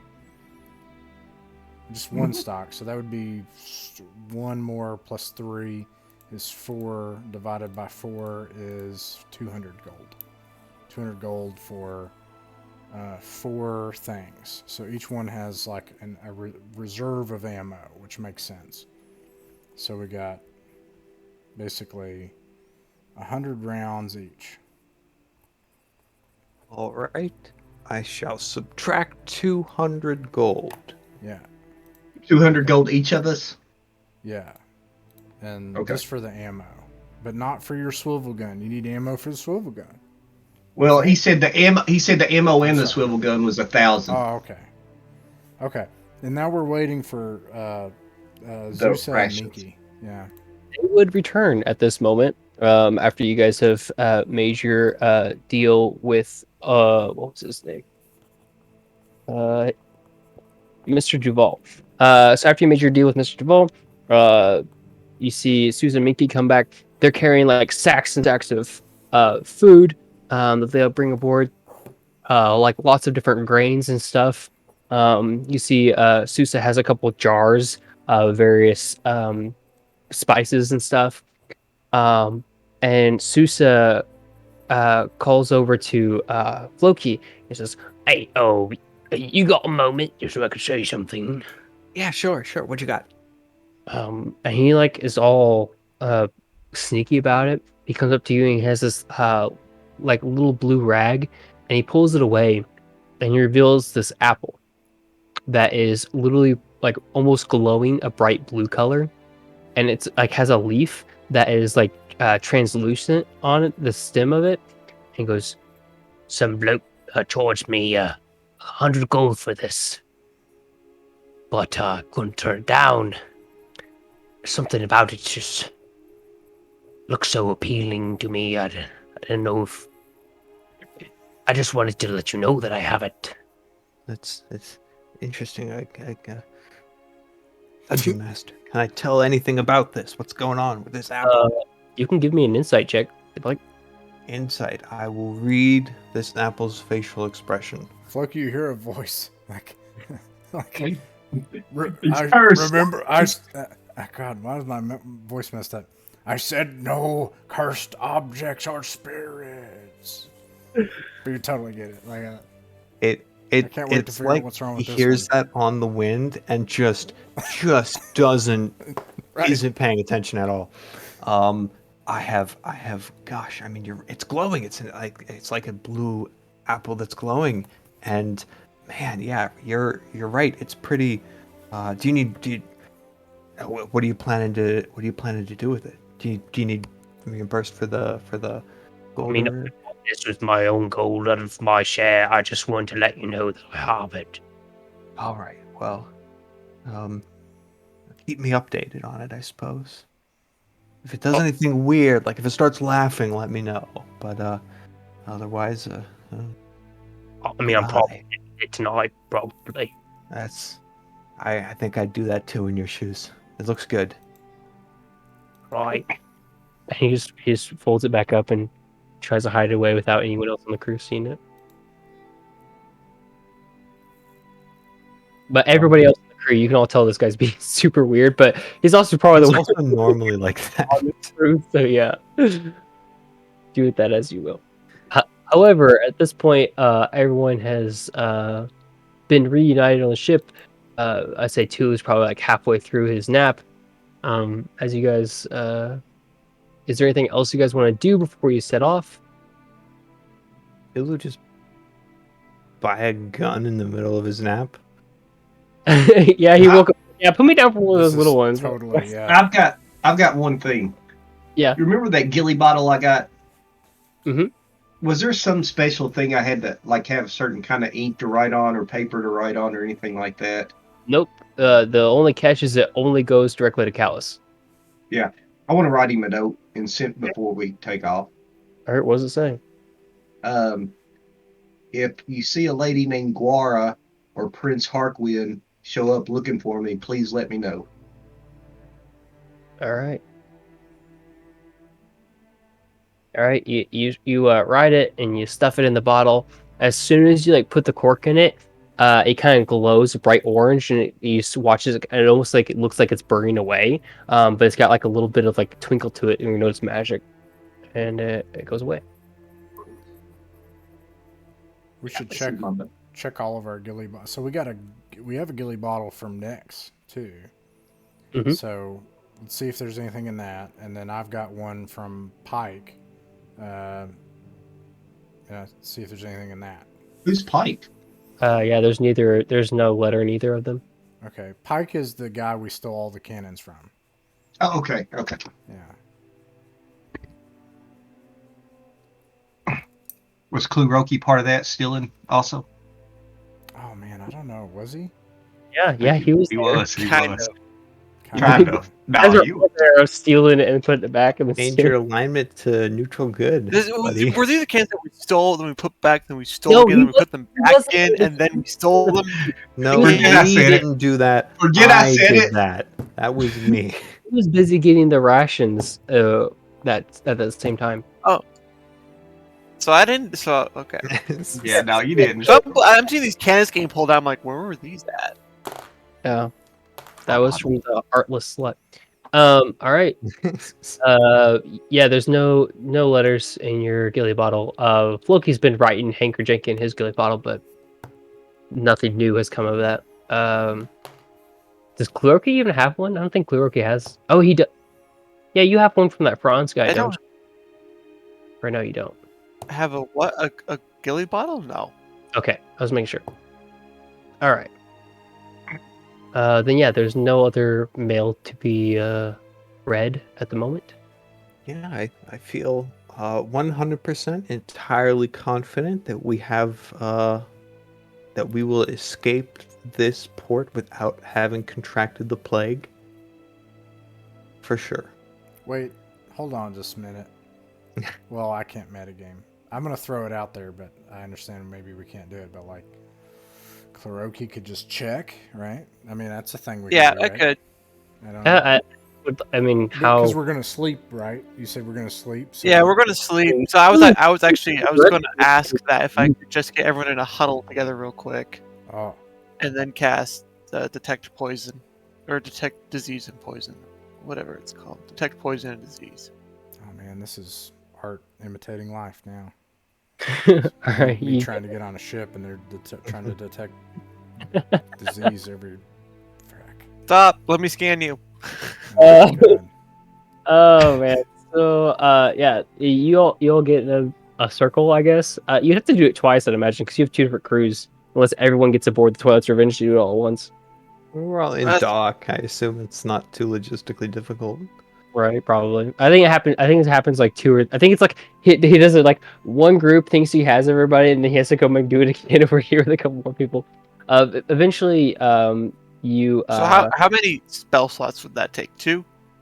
Yeah, I mean it doesn't matter. We're gonna Alright. long immediately afterwards. All right. But you go through. You definitely know that if you detect poison and diseases, you find out that Swipes has arthritis. But other than that, Aw. no other diseases to be. Would Mild cases of scurvy. Not even, because Zeus and Miki have been doing a pretty good job. That's true. lesser restoration cure arthritis? No, that would be a greater restoration. That would be Great. that would be Dang. awesome if we could do that. Man. Man. No, well, I don't have greater restoration, just lesser. Oh well. All right, everyone good? Everyone ready? We're ready. You guys, Time to take a nap. guys all take a nap. Wake up early in the morning of the 22nd of Cloud Scatter. Which I don't know if anyone knew it or not, but today is Tulu's birthday. Oh, we didn't. So everyone, Is this like a sad birthday everyone situation? everyone go ahead and give me a history check. You have to get over a 17 to remember it's Tulu's birthday. Tulu doesn't remember. Look at Yeah, that. For yourself, see Look if at you know. that. I get Tulu to doesn't remember. I want to describe my kill. Okay, Hey! that's what I got. What is it? A history? Yeah, history check. He didn't pass. I got You a got a 21. Okay, Hey. I got a 16. So it's the 20th. It's the 20th day. 22nd. Is it 20? Okay, 22nd. That's right. Yeah. Okay, I think I want to propose this. So are we at C now? You're talking about that's the You're doing 22nd. great. Yeah, it's the Okay. 22nd. I think 22nd. I have a meeting, but like I wait or I try to get it when he's playing with his gun. So he's got his Okay. like new gun and everything. Yeah. Have you test fired it? I might when everybody's How sleeping. many members of the crew have you killed so far? Where's Floki? Oh No. Don't Okay. kill the paladin, please. So like I get all the officers together and I'm like, this is what I get wrong because Floki got a 21. I say, all right, as everyone knows, the day after, I'd say tomorrow, which, would be the 23rd because I have it wrong. Tomorrow is Tulu's birthday. And we should throw a party for him and get this ready. Really, I think if I'm remembering correctly, it's today, but that's kind of academic. I'm pretty sure Today he is doesn't Tulu's know. birthday, and we should get that party ready for today. Today is Tulu's birthday? Aye. Ah, What? I didn't know. What does Tulu like? What can we Murdering. get? Practical joke. That's true. We'd probably need to maybe come You also like further down on the short list for gifts for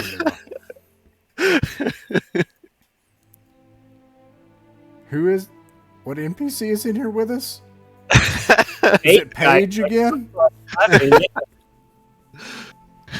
It's one of the creepy ones.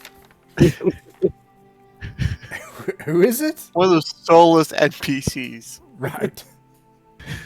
Paige does the scribing for our meetings now. We decided. Oh man, that's perfect. keeping the minutes. Oh boy. He tries to hold a quill and write on his arm. Oh man. Yeah. Okay. I feel like does anyone have prestidigitation? I No. don't think I do. Everybody's like way It's not a too. thing I do. They're not vanilla wizards. Okay. Anyways, what sort of gifts does Tulu like? Pranks. Other than murdering, pranks. Yes, pranks. We should all play a prank on Tulu. Hold on. I'm going to take my headphones off so I don't hear this.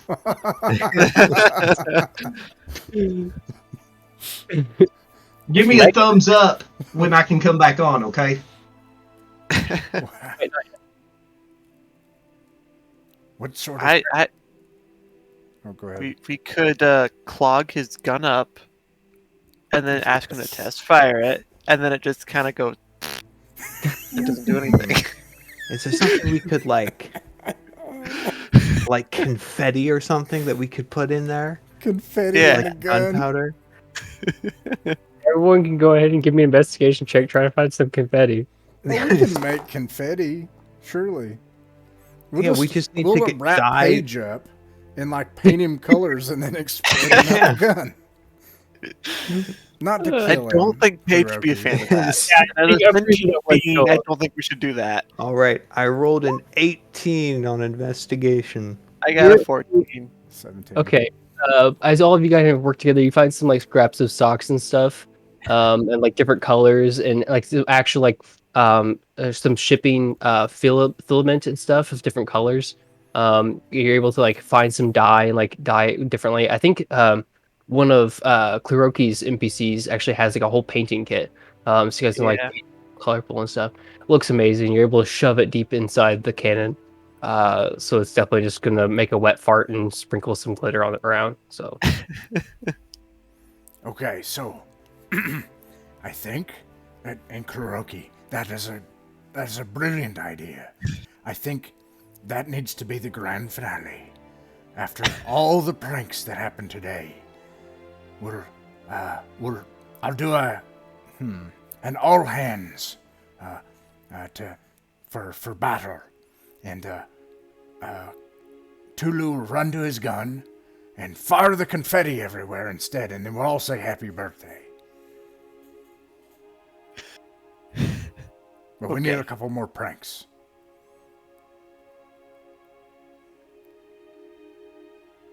I don't know, more pranks. I mean, that's kind of like, it's sort of, when do you do the April? If you just prank someone, you just kind of, and you don't immediately go like, April Fools or whatever the occasion is. You're just kind of being a dick. Floki, you have magic. I've been known to magic on occasion. That's a good point. I should look at my magic. I just have good magic. But I don't have mischievous magic. It could be used for ill.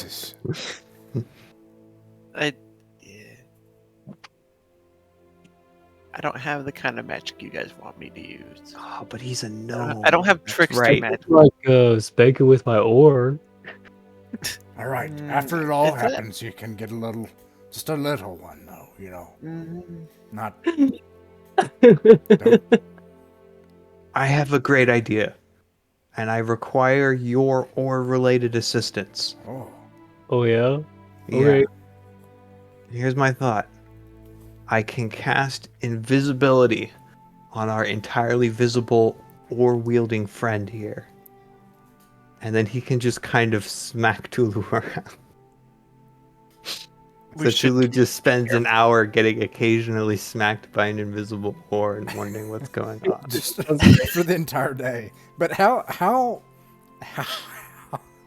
many people can you turn invisible? Is it just like one thing?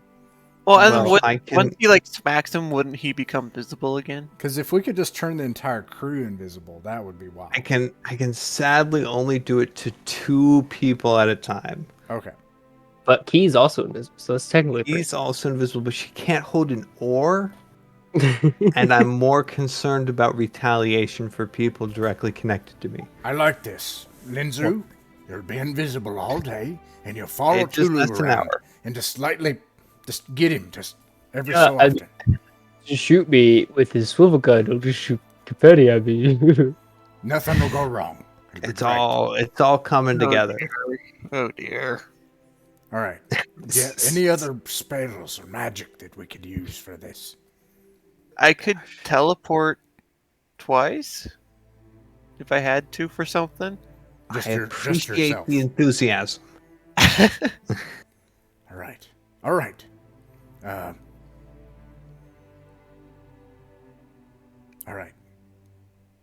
So tomorrow then, 8 a.m. First thing we'll do is turn. It's today. It's right now. It's today. You're. Oh. And you see him go and grab his oar and get ready. I don't know that Tulu knows it's his birthday, so we could do it tomorrow. When the sun is high, I'll call all hands to battle. And the red herring, fire your gun, so that he thinks we are in the battle. But then what would he shoot his gun at? I think we're missing a key component of this plan. What would cause him to fire the gun? And I bring out my my brace, and it creates a ridiculous amount of smoke, is what one of the things it does. And so I'll start firing and just create a big bunch of obscuration. All right, I will entrust the execution of this plan to you, I suppose. Aye, we'll just start firing the cannons. Make sure the herring isn't in the line of sight of the cannons. It'll be fine. Yeah, as you're having this conversation, you just hear... Because Tulu's over there playing with his gun, just shooting out into the sea. Oh. All right. So you turn Linzu invisible? I'll extend my hand and I have to poke distract him in the forehead and cast invisibility. And I'll cast on Kuroki too, just for funsies. Yeah, sorry, it's just I'm such a powerful spellcaster. It hits 2 people. It's just how it works. Can I'm going to take the plate mail that I carry off so I can be sneaky sneak. If we're gonna make me invisible, I'm gonna get back at you. All right.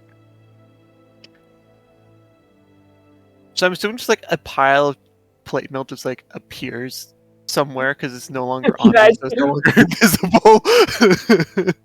You're gonna do that thing where when you become invisible, you'll just reveal that you've been naked the whole time. No, I still have clothes on, just not plate mail. You guys gonna give him a thumbs up so he can come back in the chat? Yeah. No, that's part of the joke. He doesn't get a thumbs up. Oh yeah, he just did the he's whole not- session.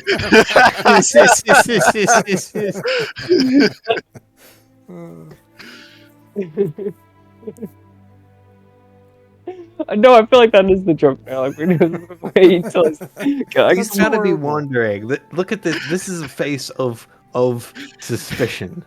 Yes. He's like, something has gone horribly wrong. It's not Brian's birthday, is it? Are we? Is it I have Brian? no. Oh, I have no. I don't think so. I just I mean, happen to know that it's his character's I don't know birthday. Brian that well, so it might be. Okay. He's tracking our characters' birthdays for the signs things. Oh yeah, neat. Okay, I'm gonna go like talk to Tulu, and kind of try to get him away from his gun, because we gotta like do stuff to it, and it's gonna involve Linzu doing the spanking and the.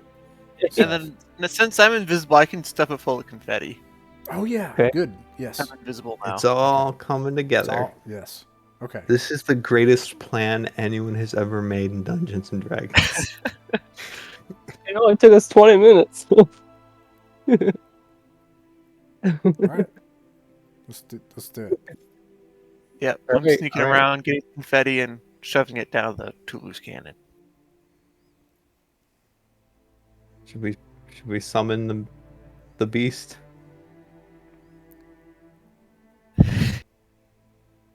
I don't have a camera, so I can't do it. It's either Jake or Ross, because my Yeah. camera's on the Up to you guys. Only you can save him. Only you can see. He wanted a thumbs up, I think. Oh, he sees. Yeah. No, he can't see it. You gotta give him a thumbs up. Or all of, okay. Or you. Or you could do it. One yeah. of you two. Yes. Oh my gosh.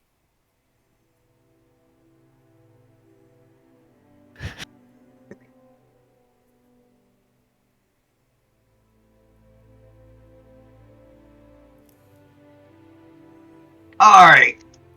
Tulu's back. All right. Is Tulu at his gun? Playing with the gun? Where's Tulu? I guess that. Tulu's up on the deck. All right. Fagrin He- goes. he- Oh, go ahead. Sorry. Nah, he just playing. He was. Did y'all not hear any firing or anything? I think we heard firing. Okay. Fagrin okay. comes to Tulu and sternly looks out over the ocean and is like, "It's a great day for sailing, isn't it, Tulu? Captain Tulu." Captain, Ah, do you mean? Is this my boat? This is not your boat. That one that you know, that one was your boat. Oh well, yeah. I guess I still am a captain because that thing went down. But I was a good captain for a little while.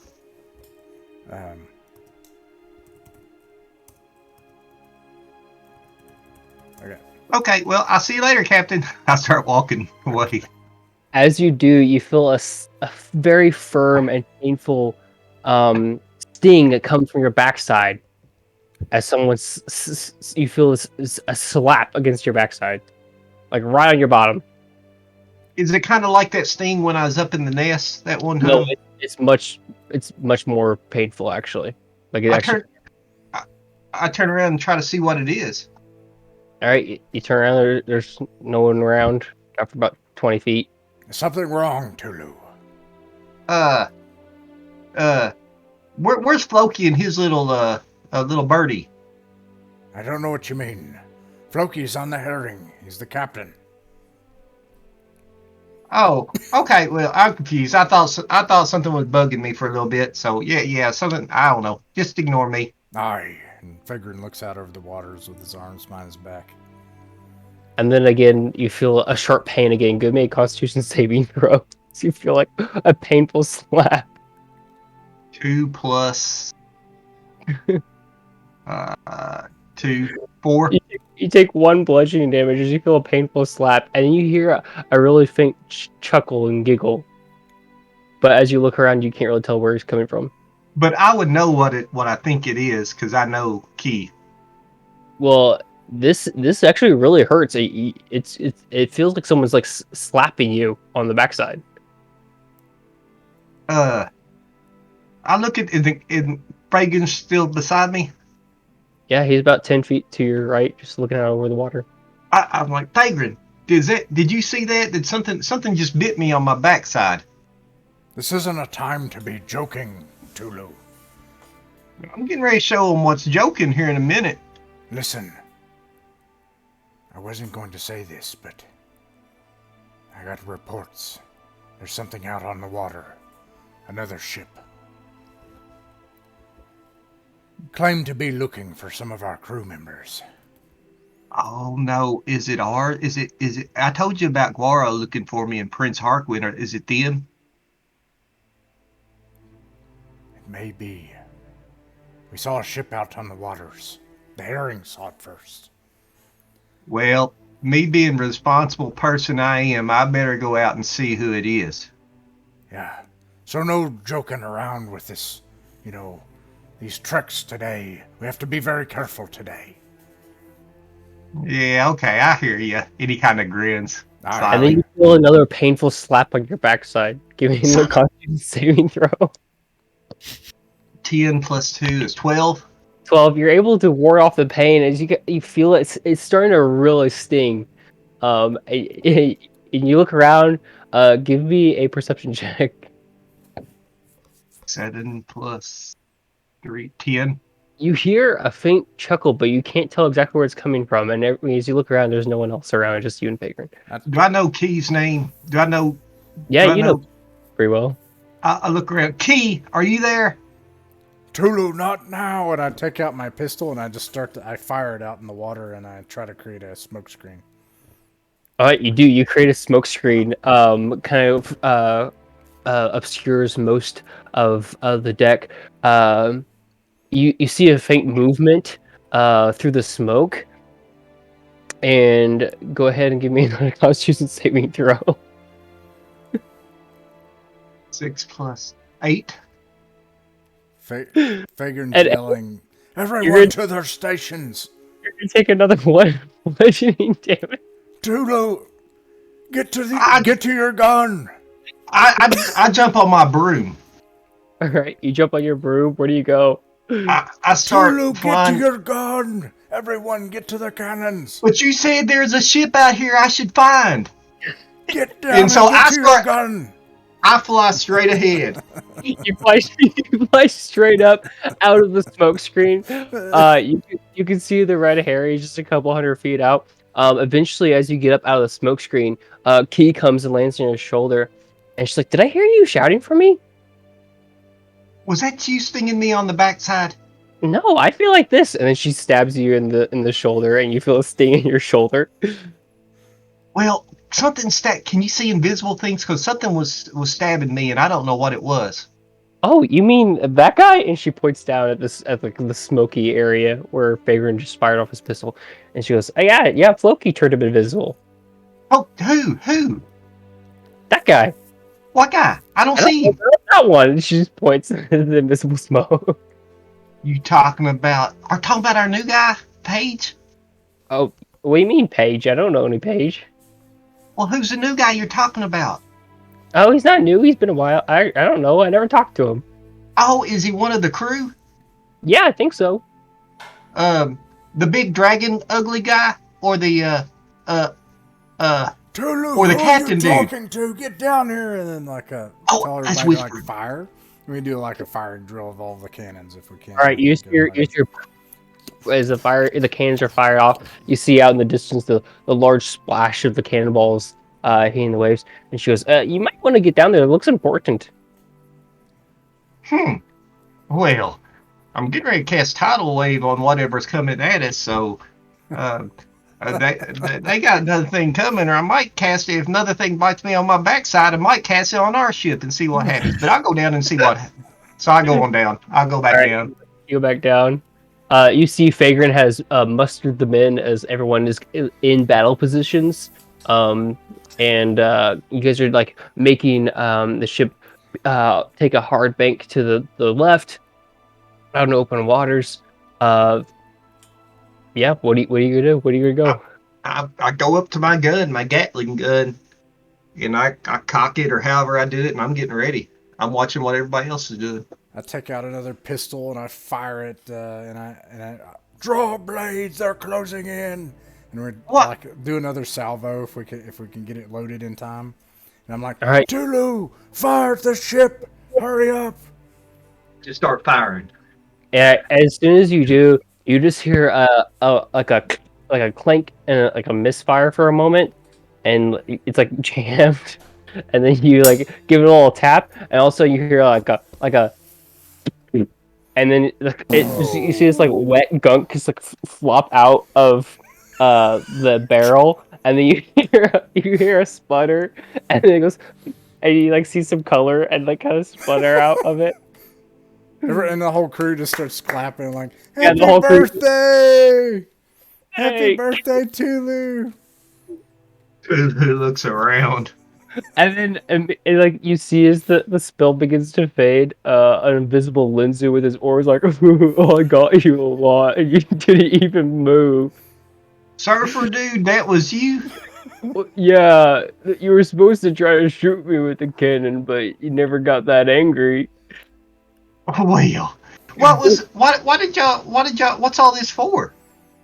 It's for your birthday, Tulu. My birthday's not till 2 days from now, isn't it? Crap. Or is it today? Well, like the whole crew's looking at you, or looking at me probably. Oh. Well, thank you. You guys are all right. Thank you very much. Where's the cake? We just do. Oh. I look at Zusa and Minky, and I'm like, and they like hurry down to the mess hall, just like bolt it down there. About 10 minutes later, they come back up and they have like some really thin like cornbread, crab cake, and like they hand out some cornbread to everybody. Get some nice thin like I don't really know if it would be like a more of a cheese than a butter, or like what type of spread they put on it. But put a little spread on top. Ghee. Like, yeah, we don't have any eggs. Eggs are pretty expensive, so we did make a cake, but hope this will suffice. Great job, Zusa and Minky. Tulu, we knew you liked pranks. It's got that nice duck oil nod in there, so it'll taste pretty good. Who thought of this? Who put everybody up to this? Was it Kluroki? And right then the spell fades, and an invisible Kluroki standing right next to you. You didn't notice the whole time. I just shake my head. I said, "What's this world coming to? Where's my? Do I have presents? What's this world coming to?" Let me see if I got anything. What was Kluroki getting ready to say? I was going to ask if retroactively, basically while I was invisible, if Kluroki couldn't try and carve like a little like charm or something out of like a spare piece of wood of his goddess. Go ahead and give me a performance check. What are you trying to make? Probably like really difficult while invisible. Oh, I want to do something too. I'm thinking like I can barely do things with my hands when I see them. Well, that's why I'd be like the man, the myth, the legend if I pulled this off. Performance, you said? Yeah. I'm performative. That's my modifier. You know what I'd really like for my birthday? Murder? Close. I'd like to see Kluroki do something bad. No. Oh, come on, Kuroki. For my birthday, Kuroki. Just not, it doesn't have to be real bad, just kind of, sort of bad. If you don't just give someone their birthday wish, isn't that, in a way, bad? Isn't that? Yeah, that's right. So he's being bad just by not doing it. So by not doing it, he's doing it? Is that how it works? Okay, fine. We'll just stick with that. By not doing it, I'm being bad. Are you happy? Yeah. Or what did you have in mind, Tulu? Well, I don't know. Let's find something and kill murdering. it. Well, it's not murder if they attack you, right? Okay. And I can find something and instigate it, and they'll attack you, and you gotta protect us. I feel like that's technically a loophole, but I still get the feeling that she won't be very happy with me. Who's she? Okay, Mason actually can't remember her name, so like, it's P something. It's Pele Pulu, something like that. Tulu. Her name's Tulu. Goddess of soccer. Oh, your goddess. Your goddess. You don't want to make her mad. You're very correct in that. Well, that I understand, because my god, he likes me to play little tricks on people, and if I don't play tricks on people, he gets mad at me sometimes. So, well, he never really gets mad, but he has fun when I play tricks on people. So. That's her name. I knew it was a P. I didn't know that you had a god, Tulu. Well, I don't. It changes with the wind. That's kind of my thing. I forget about him one day, and the next day I pick another one that I like. It just depends on what's going on that day. That makes a lot of sense. Yeah, I'll allow it. I do have a gift for you, Tulu. Yep. And I run down to the cabin, and I take one of the light scrolls and use it as gift wrap. This would be an awesome gift wrap when you think about it. And I wrap just a candle in it. That's all. Put a candle in it, and then wrap up the scroll of light. It's pretty clever, I think. Okay. And then I would come back up and I give that to him. Really expensive wrapping paper. What was your intent with crafting him a gift while invisible? Just so I had something. So when he's like, "Where's my gifts?" I had something. All right, but what was it that you were trying to make? You have to be more specific. A jagged tooth, like a jagged tooth medallion, or not medallion, charm. I don't know names. I meant brain fart. So as you're carving this piece of wood while invisible, basically what you end up with is what looks like just a wooden stake. Like you get this little piece of driftwood that's like carved to a point on one side. That's what your finished product looks like. All right, well then I give it to him, and I'm like, "So you can kill vampires?" And give it to him. Wait a minute. Was that you sticking me when you were invisible? Was that what was sticking me? No. Oh, okay. Okay. Brian, well, thank you so much, you come up with a big ore, slam the ore on the deck. It's like, you will play again? I can get you again. I don't have to be invisible. You're funny. Thank you, Kuroki. That is awesome. You're a good guy. And you also get the gift from Bakerin, which is a wrapped candle. Yeah, but Brian, you have a scroll of light and a candle. A scroll of light, but the candle. I got an idea. Who was it? What was the NPC's name that was hit me with the ore? Linzu. When he's asleep. And we never saw him again. I'm gonna light the candle, drip the wax on him while he's sleeping. But I'm not gonna let him see me doing it. I don't, just something. I'm just gonna irritate him with the wax. Irritate him just a little bit.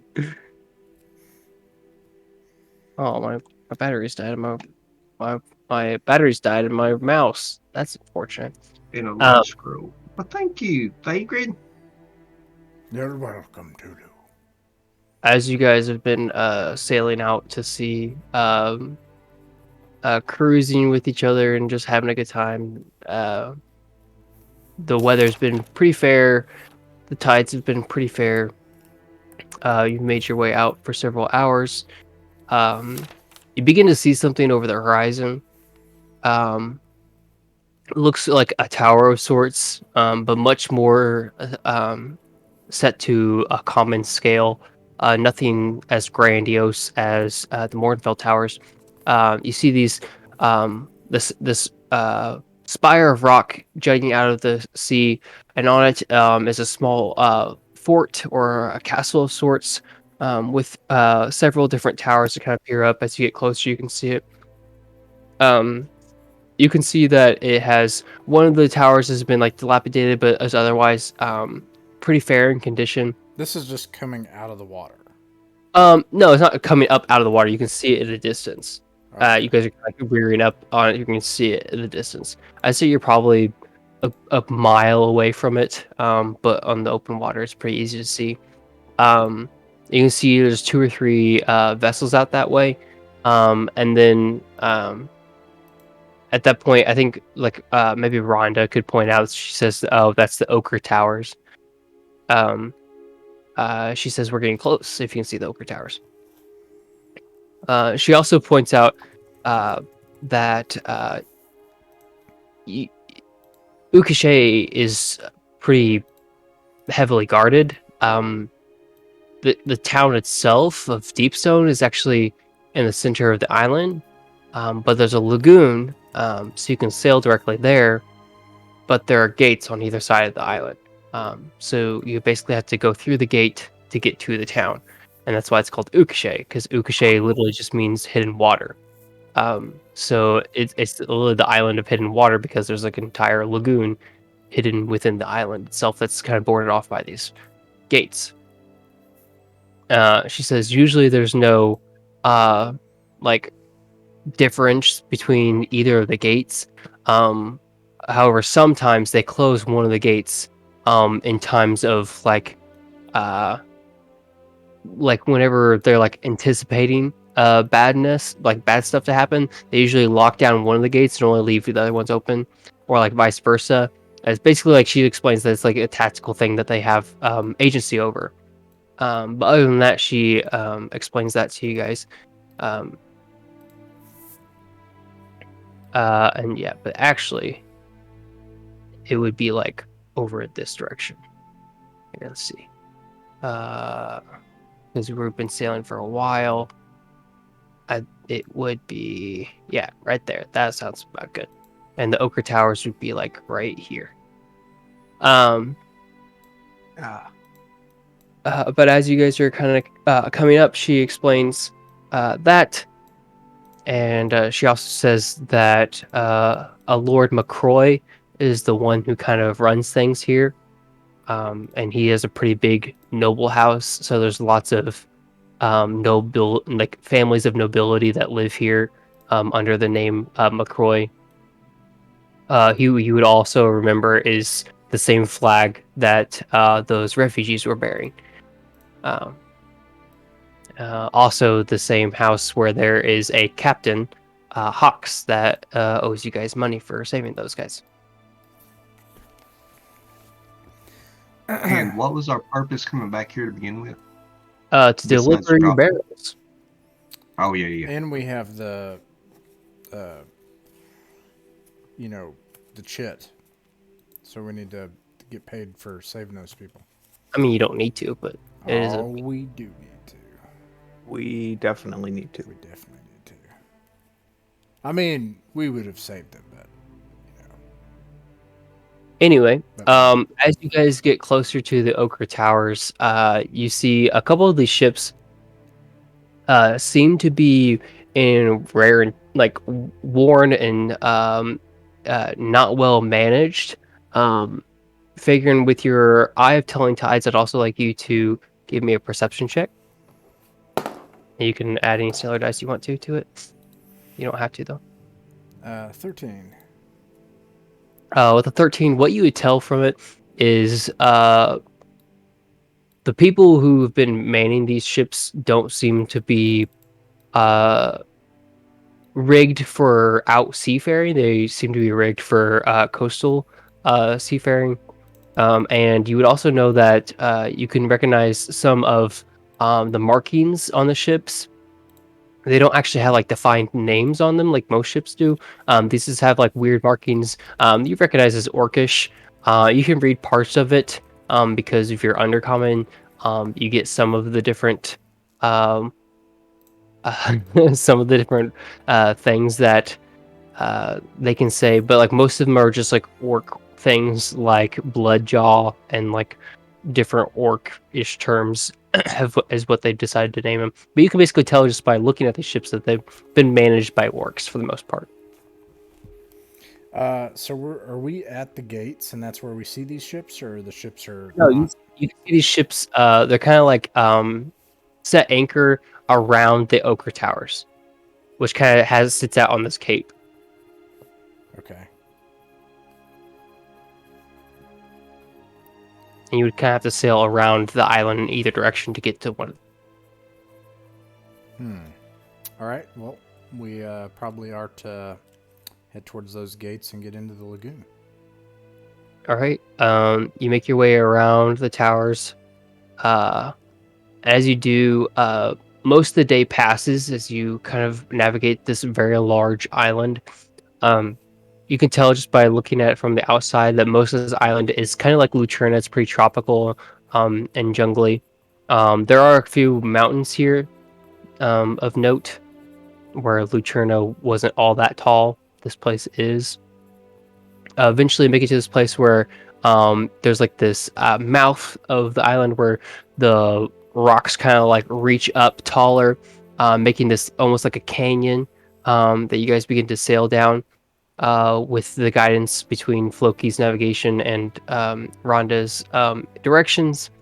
You guys are able to make it up to where you see this large bay area that kind of comes to a close with these curtains of chains that kind of hang upwards from these two large, heavily fortified towers that kind of connect to the cliff face on either side. You can see at the top of them are these ramparts where you can see a bunch of archers are posted, and in the center is a bridge, like catwalk area to a third little rampart that has a trebuchet on top, and then has two little swivel cannons off the edges. And floating, the flags are flying on top of this gate. One of them is a blue apple on a like sitting on a red field that has a knife through it. And it says in Elvish 3 different words, and then below it is a blue and white checkered flag with a golden octopus or squid on it. And I think both of you, everyone would be able to recognize the second flag is the same one that was on the refugees. It's the House Recroy. And as you guys kind of approach, you see the gate itself holds up the symbol flag for a parlay. And from one of the guard towers, a drawbridge kind of lowers, and you see several armed guards begin to walk out. As like the sun is beginning to set, the whole area becomes darkened by the shadows of the cliff facings. They all come out wearing are bearing a torch in one hand, and most of them have a shield in the other hand. As they kind of come out there, there's 3 or 4 of them as they come out in this like drawbridge area to parlay.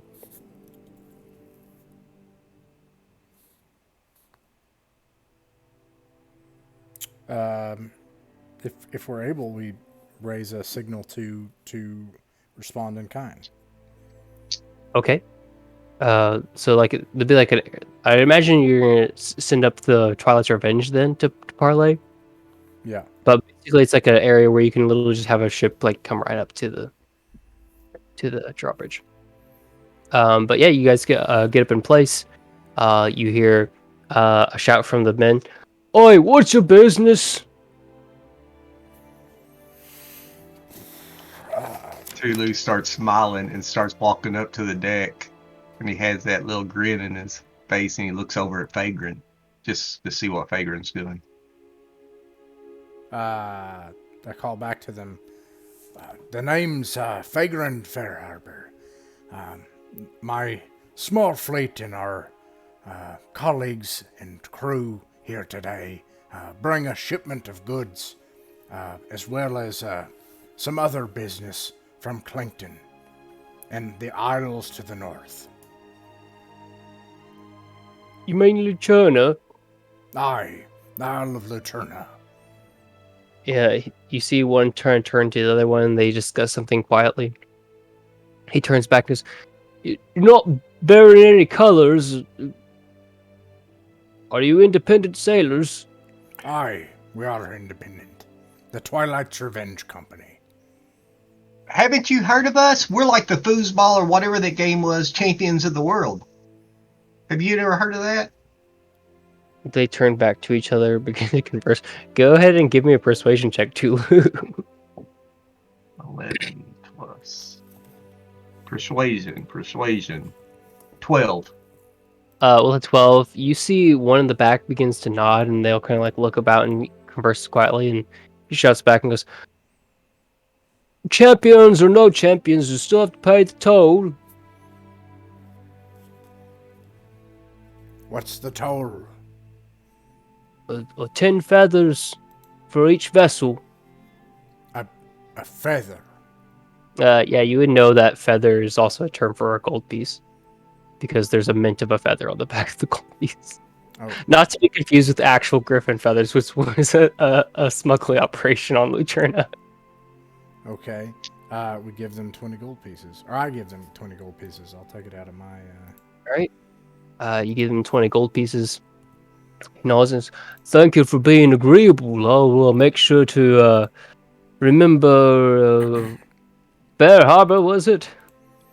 Just a fagrin. Alright, Fagrin. Well, no funny business. You have paid your toll for 10 days. Feel free to cruise about as you'd like. But if you don't pay up for another toll, in due time we'll come looking for you. All to ensure your safety of all citizens of Deepstone. All of us here in the Twilight's Revenge value safety most highly. All right, he says awkwardly, and they begin to walk back. The drawbridge raises. This curtain of chain is slowly open, allowing you guys passage through the canyon, which allows you to go. I forgot that my mouse was dead. Which allows you to go deep into the island. The whole this river of ocean water slowly opens up into almost like a lake of sorts.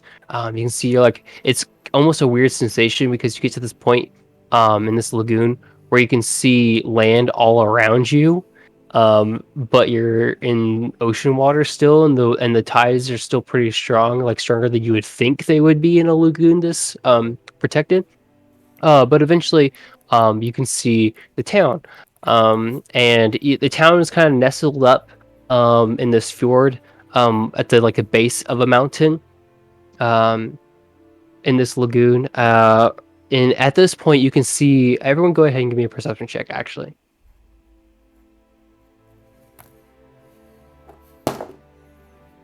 $17. 21. 16. 13. All right.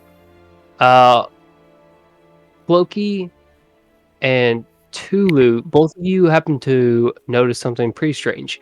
Tulu, your eye is drawn to this forest or jungle of sorts that the leaves are like a bright blue color, like almost like a lapis lazuli or like a sapphire color, like a bright blue color. This whole area of vegetation is blue instead of green. Everyone kind of notices that, but I think Tulu extremely so, since he's a druid. Floki, you also happen to notice a few things as you're looking out. Maybe it's just the fact that you keep looking up to make sure that you're not crashing anything. Keep second guessing Rhonda's instructions as you guys are sailing along. But You also happen to notice that there's like this area on the backside of the mountain where it looks like there's been a gouge out of it. And it's like it's at the angle, so like if you're looking at it, it would look like there's like a big ice cream scoop out of it, but it's at an angle where you can tell it's behind it. But you catch like just the width of like this like semicircle shape, and it's kind of like your intuition. You're able to kind of tell like there's a crater over there. I don't know why, but you notice that. The rest of you kind of notice a couple different ships. About just kind of like hanging out about the bay. You see a couple of them are fishing, and figuring you would notice that the way they're fishing is like with these cages, instead of like with actual nets. And it looks like what they're bringing up is some type of crustacean of sorts. You also, everybody can tell that the water in here is really murky, almost like a grayish color. It's heavily sailed, heavily polluted, and it doesn't look all that great. The water itself kind of like turns gray, and the closer you get to the city, the darker gray and less blue it becomes. Almost as if it's like ash is being poured into it is what it looks like. But eventually you come up to dock. You see it looks like just about any other run-of-the-mill town, but in a lot of the construction and buildings here seem to be made out of like a limestones, and it's like these white bright stones are like pretty ornately carved. A lot of the stuff seems like it's been here quite a while. It doesn't seem like a new town whatsoever. You also see strange statues just from your dock. From sitting here on your ships, you can even see like out in town, there are these strange statues that seem to be just like part of the street. It's really, you don't really know if they're like monuments or like what they are, but you do happen to notice that. And we have arrived at Deepstone in Ukashe. And that's where we're going to go ahead and end for tonight.